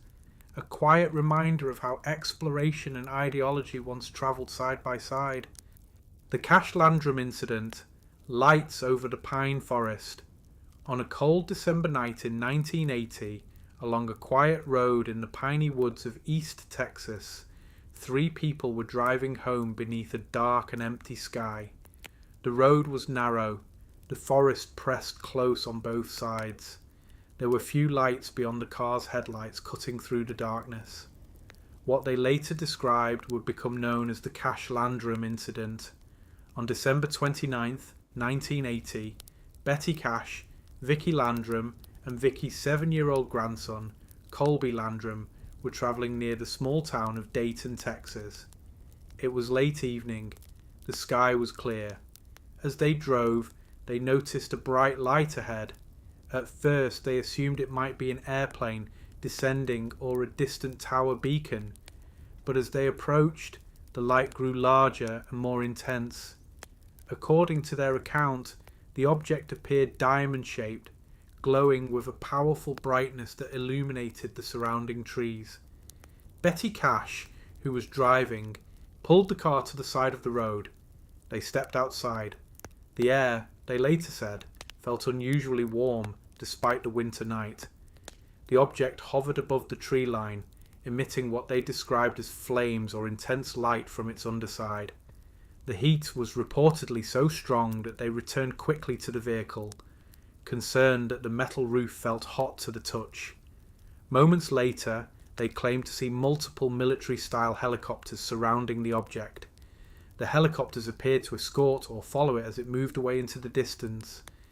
The encounter, they said, lasted several minutes. In the days that followed, Betty Cache reported severe physical symptoms, including headaches, nausea, skin irritation, and hair loss. She sought medical treatment and was hospitalized. Vicky and Colby also reported milder symptoms. The trio later connected their health issues to what they believed was exposure to radiation from the object. Their account attracted national attention. Unlike many UFO sightings that involved distant lights in the sky, this case included alleged physical injury. The involvement of reported helicopters also suggested potential military activity, which intensified public interest. The United States government was contacted. The women filed a lawsuit against the US Air Force, claiming that military aircraft had been involved in the incident and that the government bore responsibility for their medical issues. However, official investigations found no evidence that military helicopters were operating in the area at the time. Records did not confirm a formation matching the witness's description. The lawsuit was eventually dismissed due to lack of evidence connecting the event to federal agencies. The object itself was never identified conclusively. Some researchers have suggested that the witnesses may have observed a classified aircraft test. During the Cold War era, experimental aviation projects were conducted under secrecy, yet no verified documentation has surfaced linking such a craft to the location or date. Others have proposed alternative explanations: atmospheric phenomena, industrial flares, or misidentified aircraft under unusual viewing conditions. The reported health symptoms remain a significant element of the story. Medical documentation confirms that Betty Cash experienced serious illness following the incident. However, no definitive cause tied directly to radiation exposure was established in official findings. The Cash Landrum incident stands out because it sits at the intersection of UFO reporting and physical consequence. It is one of the few cases in which witnesses pursued legal action based on alleged injury. The piney woods of Texas remain quiet today. Tall pines line rural highways. The sky darkens deeply after sunset. Traffic is sparse. Standing along such a road at night, it is easy to understand how a bright and unfamiliar light could dominate the peace landscape. With limited visual references, perception shifts. Distance becomes difficult to judge. The human mind seeks explanation. When faced with something unexpected, interpretation follows quickly. The presence of helicopters in the account adds complexity. Military aircraft are not uncommon in Texas airspace. Under certain angles and lighting, formations can appear closer or more numerous than they are. Yet the witnesses maintained their story consistently over decades. They described what they believed they saw. They described what they believed they felt. The Cash Landrum incident remains unresolved in the sense that no definitive source for the reported object has been publicly identified. At the same time, no evidence has confirmed extraterrestrial origin. It rests in a space between explanation and uncertainty. More than 40 years have passed since that December night in 1980. The road near Dayton remains open. Pine trees continue to sway gently in the wind. The sky above East Texas grows dark and quiet after sunset. The Cash Landrum incident endures not because of spectacle, but because of its human dimension. A small group of travellers, a sudden light in the sky, and the lasting impact of a moment that remains difficult to explain fully. In the stillness of the Texas forest, beneath wide southern skies, the story lingers softly, like a brief flare of light against darkness, remembered long after it faded from view. The Svalbard Seed Vault Conspiracies, the vault in the Arctic mountain. High above the Arctic Circle, on the Norwegian archipelago of Svalbard, there is a mountainside where snow covers the ground for most of the year. The air is cold and dry. In winter, darkness lasts for months. In summer, the sun barely sets. Carved into this mountain is a reinforced concrete entrance, simple in shape, illuminated by a subtle artwork of reflective panels that catch the low Arctic light. This is the Svalbard Global Seed Vault. Officially opened in 2008, the vault was created as a secure backup for the world's crop diversity. Deep inside the mountain, behind thick steel doors and layers of rock and permafrost, are millions of seed samples stored in sealed containers. The idea is straightforward. Around the world, gene banks preserve seeds of important food crops: wheat, rice, barley, maize, beans. These seeds represent generations of agricultural development and natural adaptation. If a Regional gene bank is damaged by war, natural disaster, or equipment failure. Its duplicate samples stored in Svalbard can be retrieved. The vault functions as a global insurance policy. It is owned by the Norwegian government and operated in partnership with international organisations, including the Crop Trust and the Nordic Genetic Resource Centre. Countries deposit their seeds voluntarily. Ownership remains with the depositing nation. The location was chosen for practical reasons. Svalbard is politically stable. It is remote. The permafrost surrounding the vault provides natural cooling. Even if power systems fail, the frozen ground would help maintain low temperatures for extended periods. The storage chambers are kept at approximately minus 18 degrees Celsius. Seeds remain viable for decades, sometimes centuries, under such conditions. Yet despite its practical purpose, the vault has attracted speculation. Some have referred to it as a doomsday vault, suggesting that it is preparation for global catastrophe. Others have woven more elaborate theories, imagining secret archives, hidden technologies, or restricted knowledge stored alongside seeds. The entrance itself contributes to imagination. A concrete portal emerging from a snow-covered mountain evokes imagery of hidden facilities. In a remote Arctic landscape, the structure feels isolated and secure, but the documented function of the vault remains consistent: preservation of agricultural biodiversity. The term Doomsday Vault originated largely from media description rather than official designation. It captures attention but simplifies the mission. The vault was designed to protect food resources from localized disaster, not to serve as a bunker for humanity. There have been moments that fueled speculation. In 2016, melting permafrost caused water intrusion into the entrance tunnel during unusually warm conditions. Headlines suggested vulnerability in a structure meant to withstand climate change. Engineers later upgraded drainage and insulation systems to address the issue. No seeds were damaged. Another point of intrigue lies in its global participation.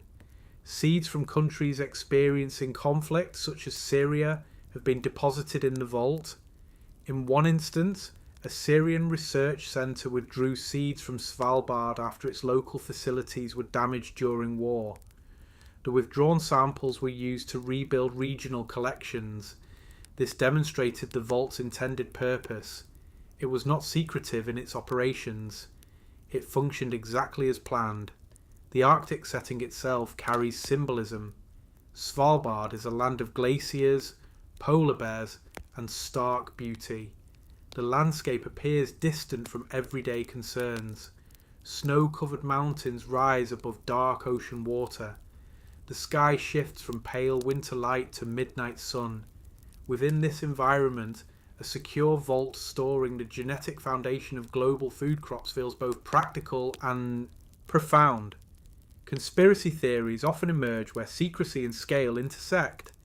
A secure, underground structure, global collaboration, and the word vault can easily inspire imagination. Yet transparency has been central to the project. Information about deposits, capacity, and design is publicly available.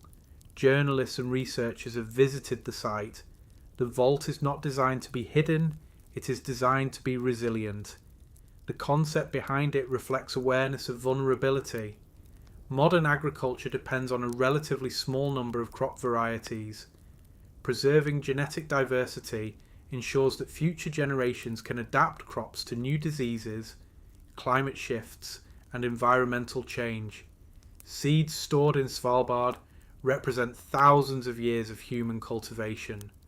Farmers selected traits that suited local soil, weather, and taste. The vault safeguards the accumulated knowledge in biological form. Standing outside the entrance in winter, wind moves gently across snow. The Arctic air feels sharp and still. The concrete structure blends into rock and ice. It does not feel dramatic, it feels quiet. The Svalbard Global Seed Vault exists not because catastrophe is inevitable, but because precaution is responsible. Its presence in conspiracy narratives reflects broader anxieties about global stability and environmental uncertainty, but at its core, the vault is an archive of life, grains and legumes, varieties adapted to deserts, mountains, wetlands, stored carefully in labelled boxes. The Smithsonian cover-up theory, giants in the archives. In the late 19th and early 20th centuries, American newspapers carried stories that seemed to blur the line between archaeology and legend. Headlines described the discovery of enormous human skeletons, some said to be 7, 8, even 9 feet tall, unearthed from burial mounds across the United States. And then, according to a persistent modern claim, those skeletons vanished. The theory suggests that the Smithsonian Institution collected these oversized remains and quietly concealed them, suppressing evidence of a forgotten race of giants. It is a story that continues to circulate today. To understand how this idea emerged, we need to step back into the atmosphere of early American archaeology. During the 1800s, large earthen mounds across the Midwest and Southeast drew public fascination. These mounds, built by indigenous cultures such as the Adena and Hopewell, were often excavated with little scientific method. Farmers, amateur explorers, and local historians opened burial sites, sometimes documenting finds loosely or not at all. At the same time, newspapers competed fiercely for attention. Sensational reporting was common. Discoveries were sometimes exaggerated to attract readers. Claims of unusually tall skeletons appeared regularly in regional papers, often without photographs, preserved remains, or detailed measurements. The Smithsonian Institution, founded in 1846, did conduct legitimate archaeological surveys during this period. It collected artifacts, documented mound structures, and studied indigenous history, but official records from the Smithsonian do not confirm the possession of giant human skeletons far outside normal biological range. The cover-up theory often traces back to scattered newspaper clippings from the late 1800s. These articles describe skeletons measuring 7 or 8 feet in height, sometimes accompanied by dramatic language about ancient races. Yet most of these reports lack follow-up documentation. No preserved bones, no catalogue numbers, no museum exhibits. In some cases, later examination revealed simple measurement errors or exaggerations. Human height can vary naturally, and individuals with gigantism can reach unusual stature. But consistent discoveries of entire populations averaging 9 feet tall would leave extensive skeletal evidence. Modern anthropology and archaeology have not uncovered such evidence. The Smithsonian's archives are extensive and publicly accessible. Collections include thousands of human remains recovered during early excavations, many of which have since been repatriated to Native American tribes under federal law. If giant skeletons existed in significant numbers, they would be reflected in peer-reviewed research, museum records, and biological study. Instead, the scientific consensus remains clear. There is no verified evidence of an ancient race of giants in North America. So why does the theory endure? Part of its persistence lies in mistrust of institutions. Large organizations, especially those connected to government, are often viewed with suspicion in conspiracy culture. The idea that knowledge might be withheld feels plausible to some. Another factor is the appeal of hidden history.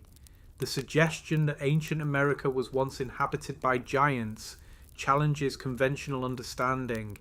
It adds drama and scale to the past. The mound builder sites themselves contribute to this sense of mystery. Large earthworks rising from fields can feel monumental and unexplained. Early settlers often assumed that such structures must have been built by a lost race, rather than by the ancestors of contemporary indigenous peoples. This assumption reflected cultural bias rather than evidence. The Smithsonian's role in early archaeology was complex. While it advanced research, it also operated within the attitudes of its time. Indigenous remains were frequently removed without consent. Modern law has corrected much of this practice through repatriation, but removal is not the same as concealment of giants. The giant skeleton narrative gained renewed attention in the digital age. Online forums, blogs, and videos compiled old newspaper clippings into unified stories. In 2014, a satirical website published a fictional article claiming that the Smithsonian admitted to destroying giant skeletons in the early 1900s. Some readers took the satire literally, and it spread as alleged proof. The article was not real. It was clearly labelled fiction by its original publisher. Yet once detached from context, it fueled belief. Standing inside the Smithsonian museums today, visitors walk through halls filled with fossils, cultural artifacts, and scientific exhibits. Dinosaur skeletons rise toward high ceilings. Human evolution displays trace anatomical development across millions of years. There are no hidden giant remains behind closed doors. There are no sealed archives containing suppressed skeletons of extraordinary scale. What exists instead is a history of archaeology evolving from amateur excavation to rigorous science. The Smithsonian cover-up theory reflects how fragmented historical reports can grow into larger narratives. A newspaper exaggeration in 1890 can become digital evidence in 2020. In the quiet reading rooms of archives, documents sit carefully catalogued. Field notes describe soil layers, pottery fragments, bone measurements. The secret space program, shadows in Earth orbit. High above the surface of Earth, beyond the thin blue line of atmosphere, thousands of objects circle the planet in silent motion. Satellites transmit signals. Space stations orbit steadily. Fragments of old rockets drift through the dark. It is a realm both visible and unseen, and within that realm, one modern legend has taken shape, the idea of a secret space program. The theory suggests that beyond publicly known missions, governments have developed hidden fleets of spacecraft. According to various accounts circulating online, these programs operate advanced propulsion systems, maintain undisclosed space stations, and conduct activities concealed from the public eye. The concept gained traction in the late 20th and early 21st centuries. As space technology advanced rapidly, first with the space race, then with satellite networks and private launches, public awareness of orbital infrastructure grew. At the same time, secrecy has always been part of military research. During the Cold War, both the United States and the Soviet Union developed classified aerospace projects. Experimental aircraft were tested in restricted airspace. Some technologies were revealed decades after their development. This history of secrecy provides fertile ground for speculation. If some projects were hidden before, might others remain hidden now? The secret space program narrative often includes claims of anti-gravity propulsion, lunar bases, or long-term human presence beyond Earth orbit. Some versions describe whistleblowers who say they participated in decades-long missions in space before returning to Earth. Yet extraordinary claims require extraordinary evidence. Modern space activity is monitored globally. Radar tracking systems follow objects in orbit. Amateur astronomers catalogue satellites. The number of artificial objects circling Earth is known and publicly recorded. To sustain a hidden fleet of large spacecraft would require launches, infrastructure, fuel, and support systems visible to independent observers worldwide. Large rockets cannot lift quietly from Earth without detection. Launch plumes are visible. Orbital insertions are tracked. Communication signals are measurable. The physics of spaceflight impose practical limits.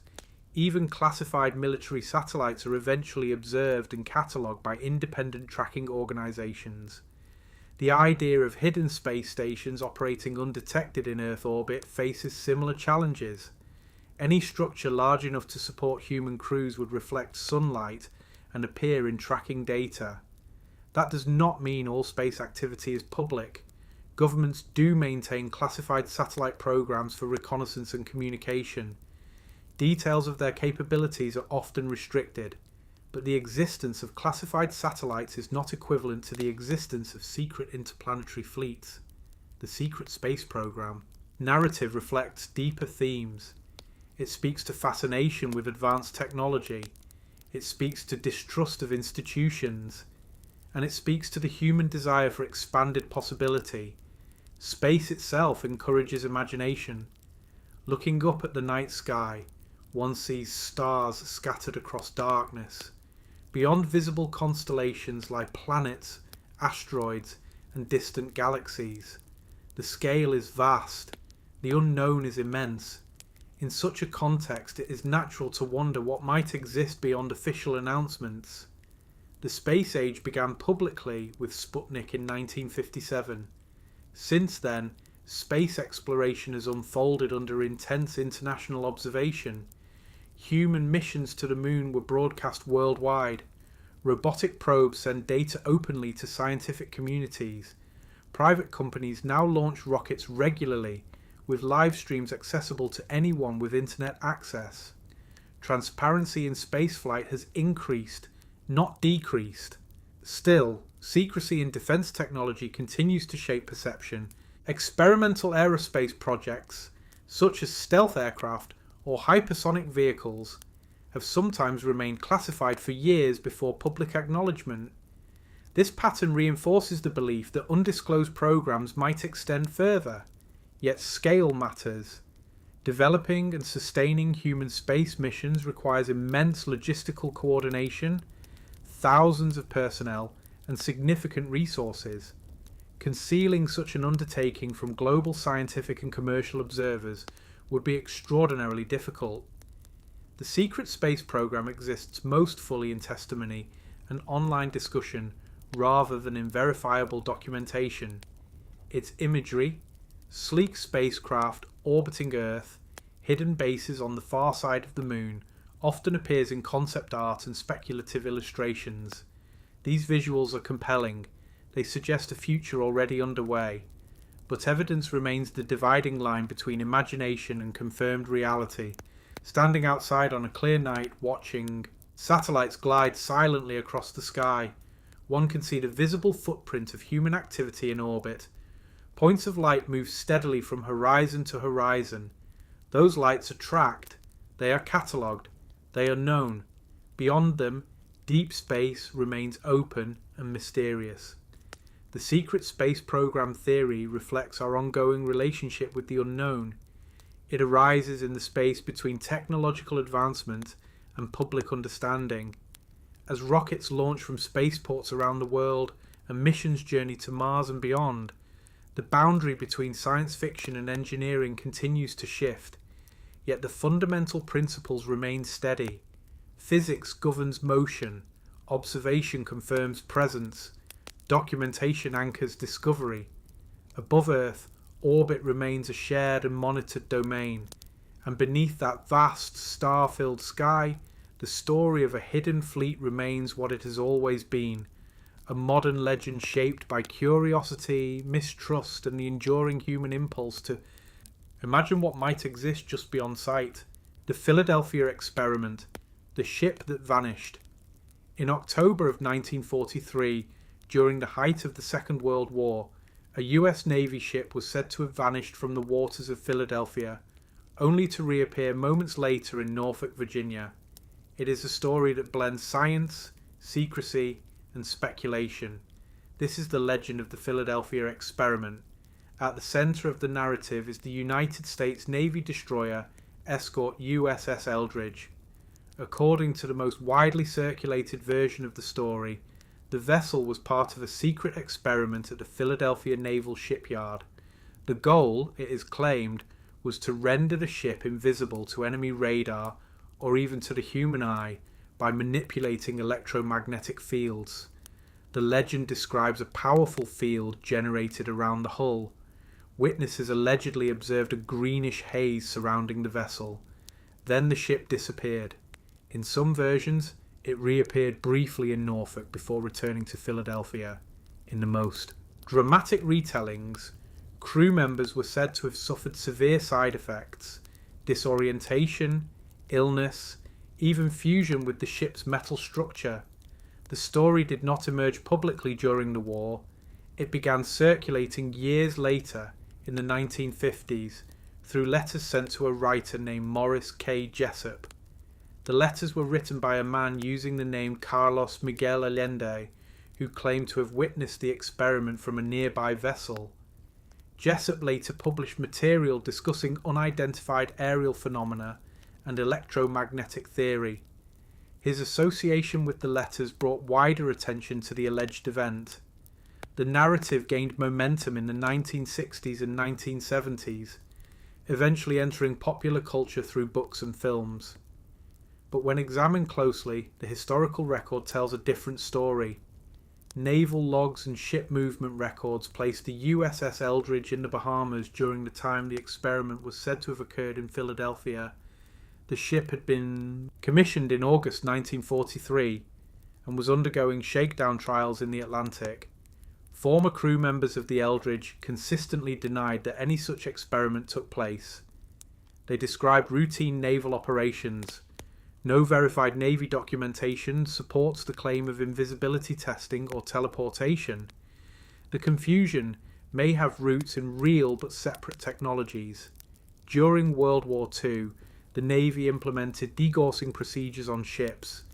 Degaussing involved installing cables around a vessel's hull to reduce its magnetic signature, making it less detectable by magnetic mines. To someone unfamiliar with the technical details, degaussing equipment and its electrical effects could appear unusual. The rapid transfer of ships between ports could also be misunderstood. The Eldridge and similar vessels sometimes moved quickly along the east coast through established maritime routes. In an era of strict wartime secrecy, limited public information allowed speculation to flourish. The post-war period further fueled imagination.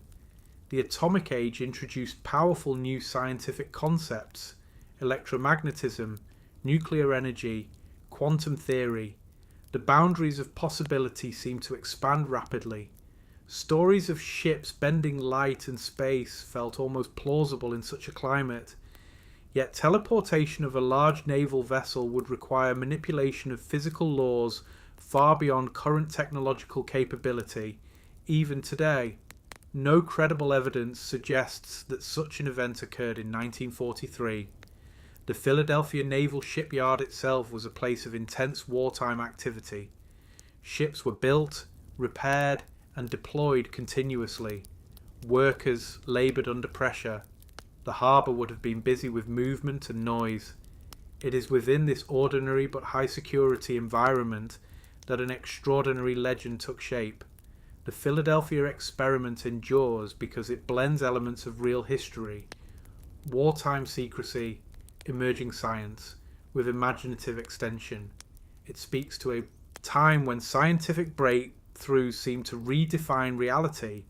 It speaks to public fascination with hidden military projects. Standing along the Delaware River today, near where the naval shipyard once operated, the water moves calmly past piers and docks. The skyline of Philadelphia rises in the distance. There is no visible trace of a vanishing ship. The USS Eldridge itself was later transferred to the Greek Navy, where it served for decades under a different name before being decommissioned. Its history is documented, its voyages recorded.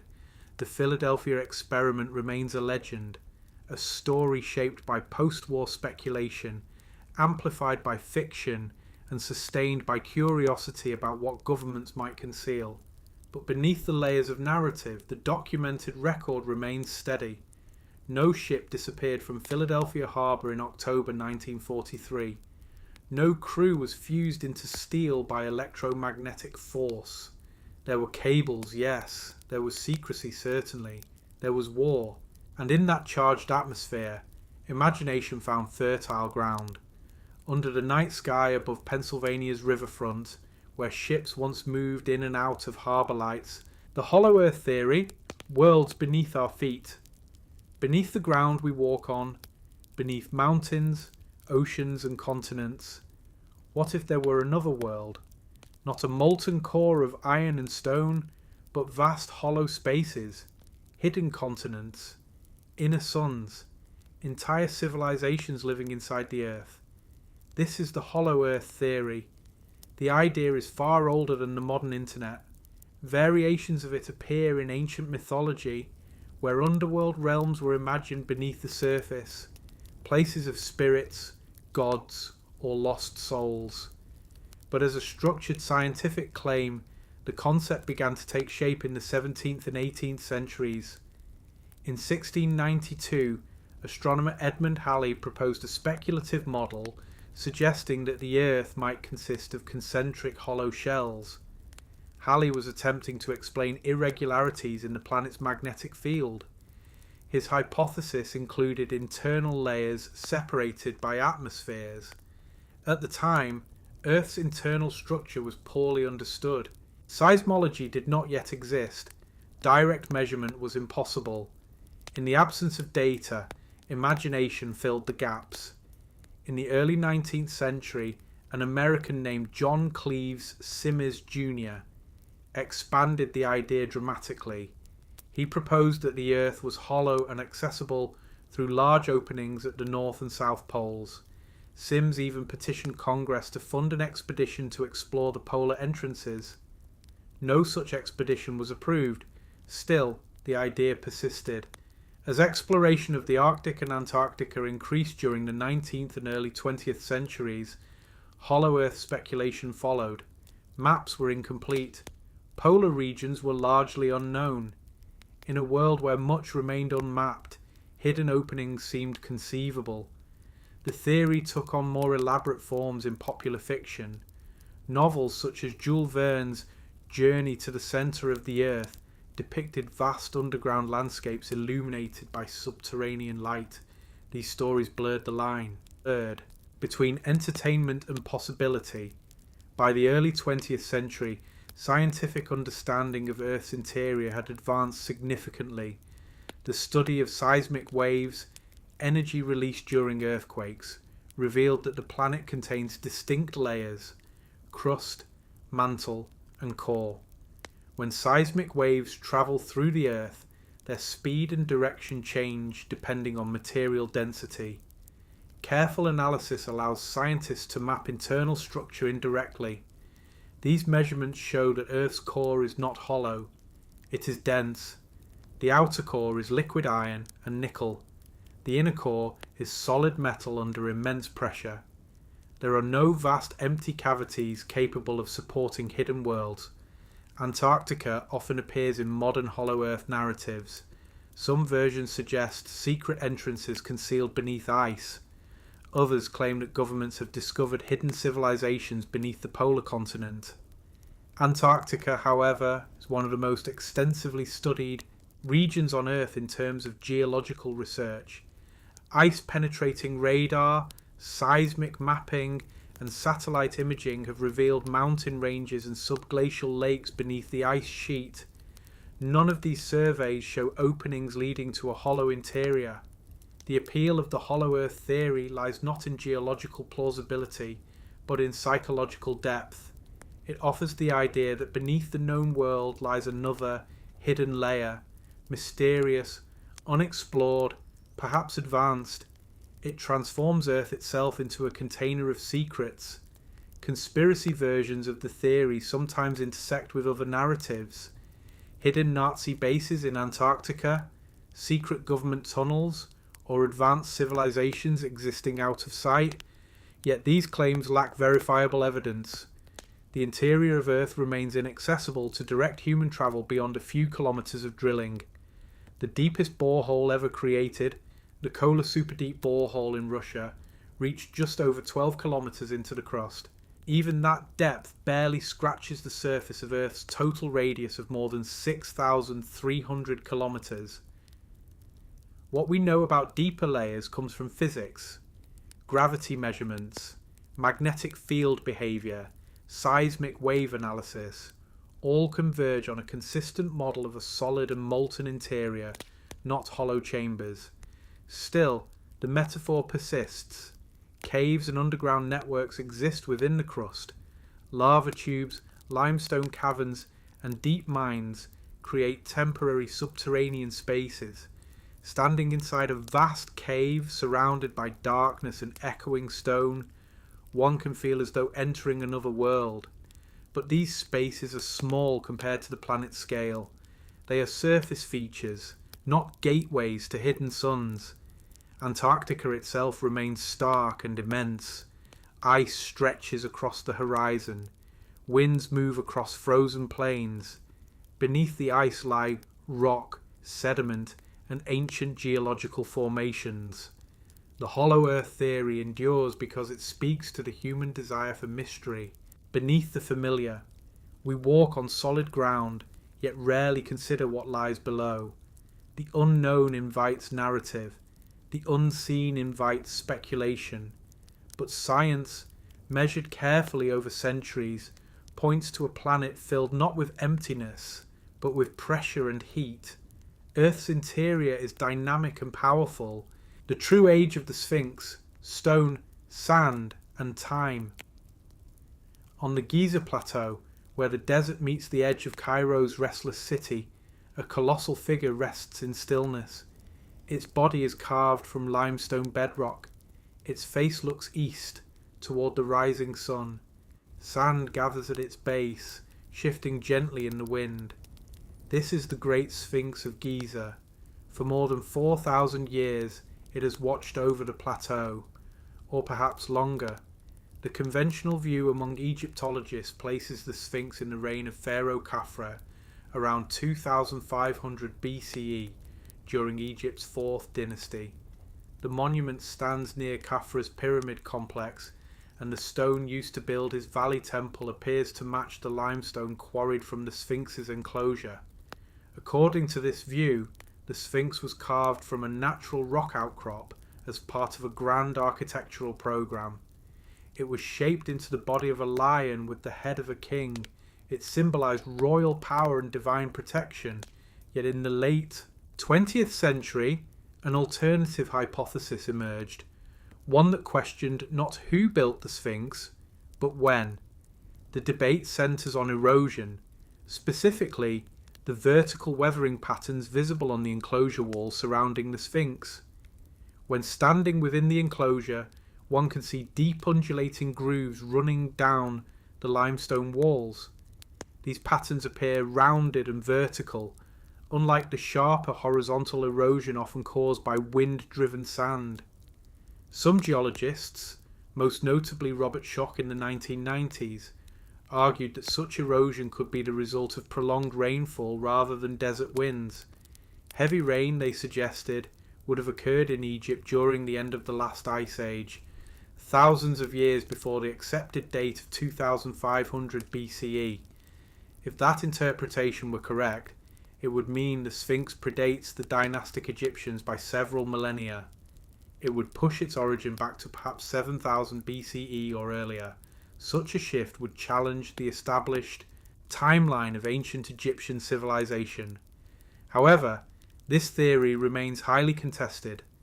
Many geologists and Egyptologists argue that the erosion patterns can be explained through a combination of factors: natural weathering of softer limestone layers, salt crystallization, groundwater effects, and centuries of exposure before modern restoration.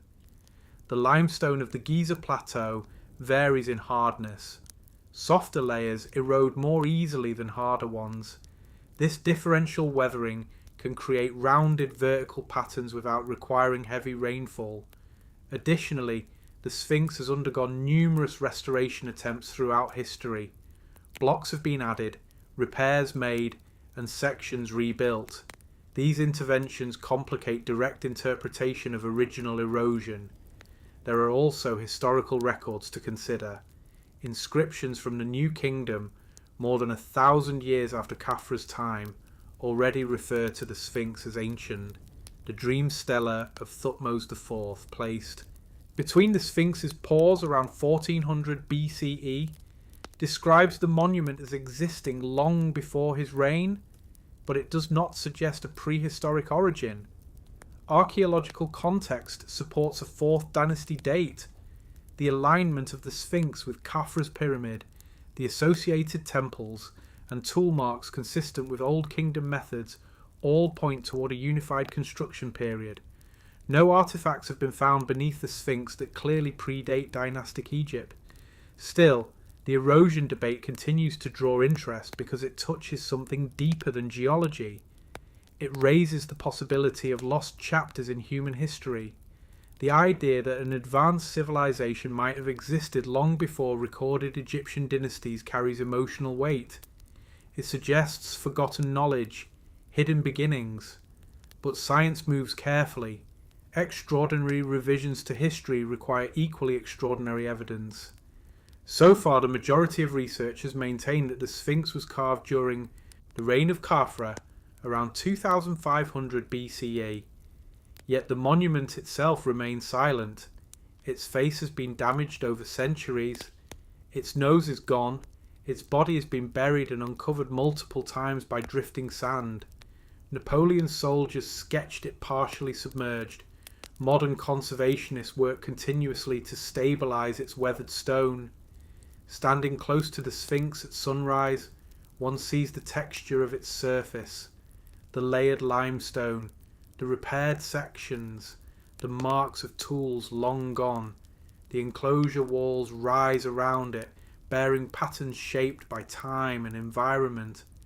Wind moves across the plateau. The pyramids stand nearby, their geometric lines contrasting with the organic erosion of the Sphinx. Whether 4,500 years old or older by some margin, the monument carries immense antiquity. Its gaze remains fixed on the horizon. Its body remains anchored in stone.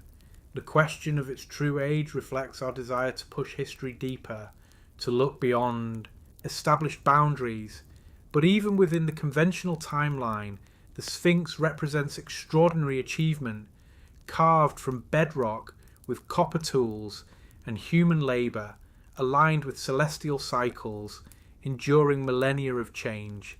The erosion patterns invite examination, they invite debate, they invite wonder, and beneath the desert sun, where light strikes ancient stone and shadows stretch slowly across the plateau, the great Sphinx continues to rest, older than empires, older than memory, holding within its weathered surface both the certainty of archaeology and the quiet persistence of unanswered questions.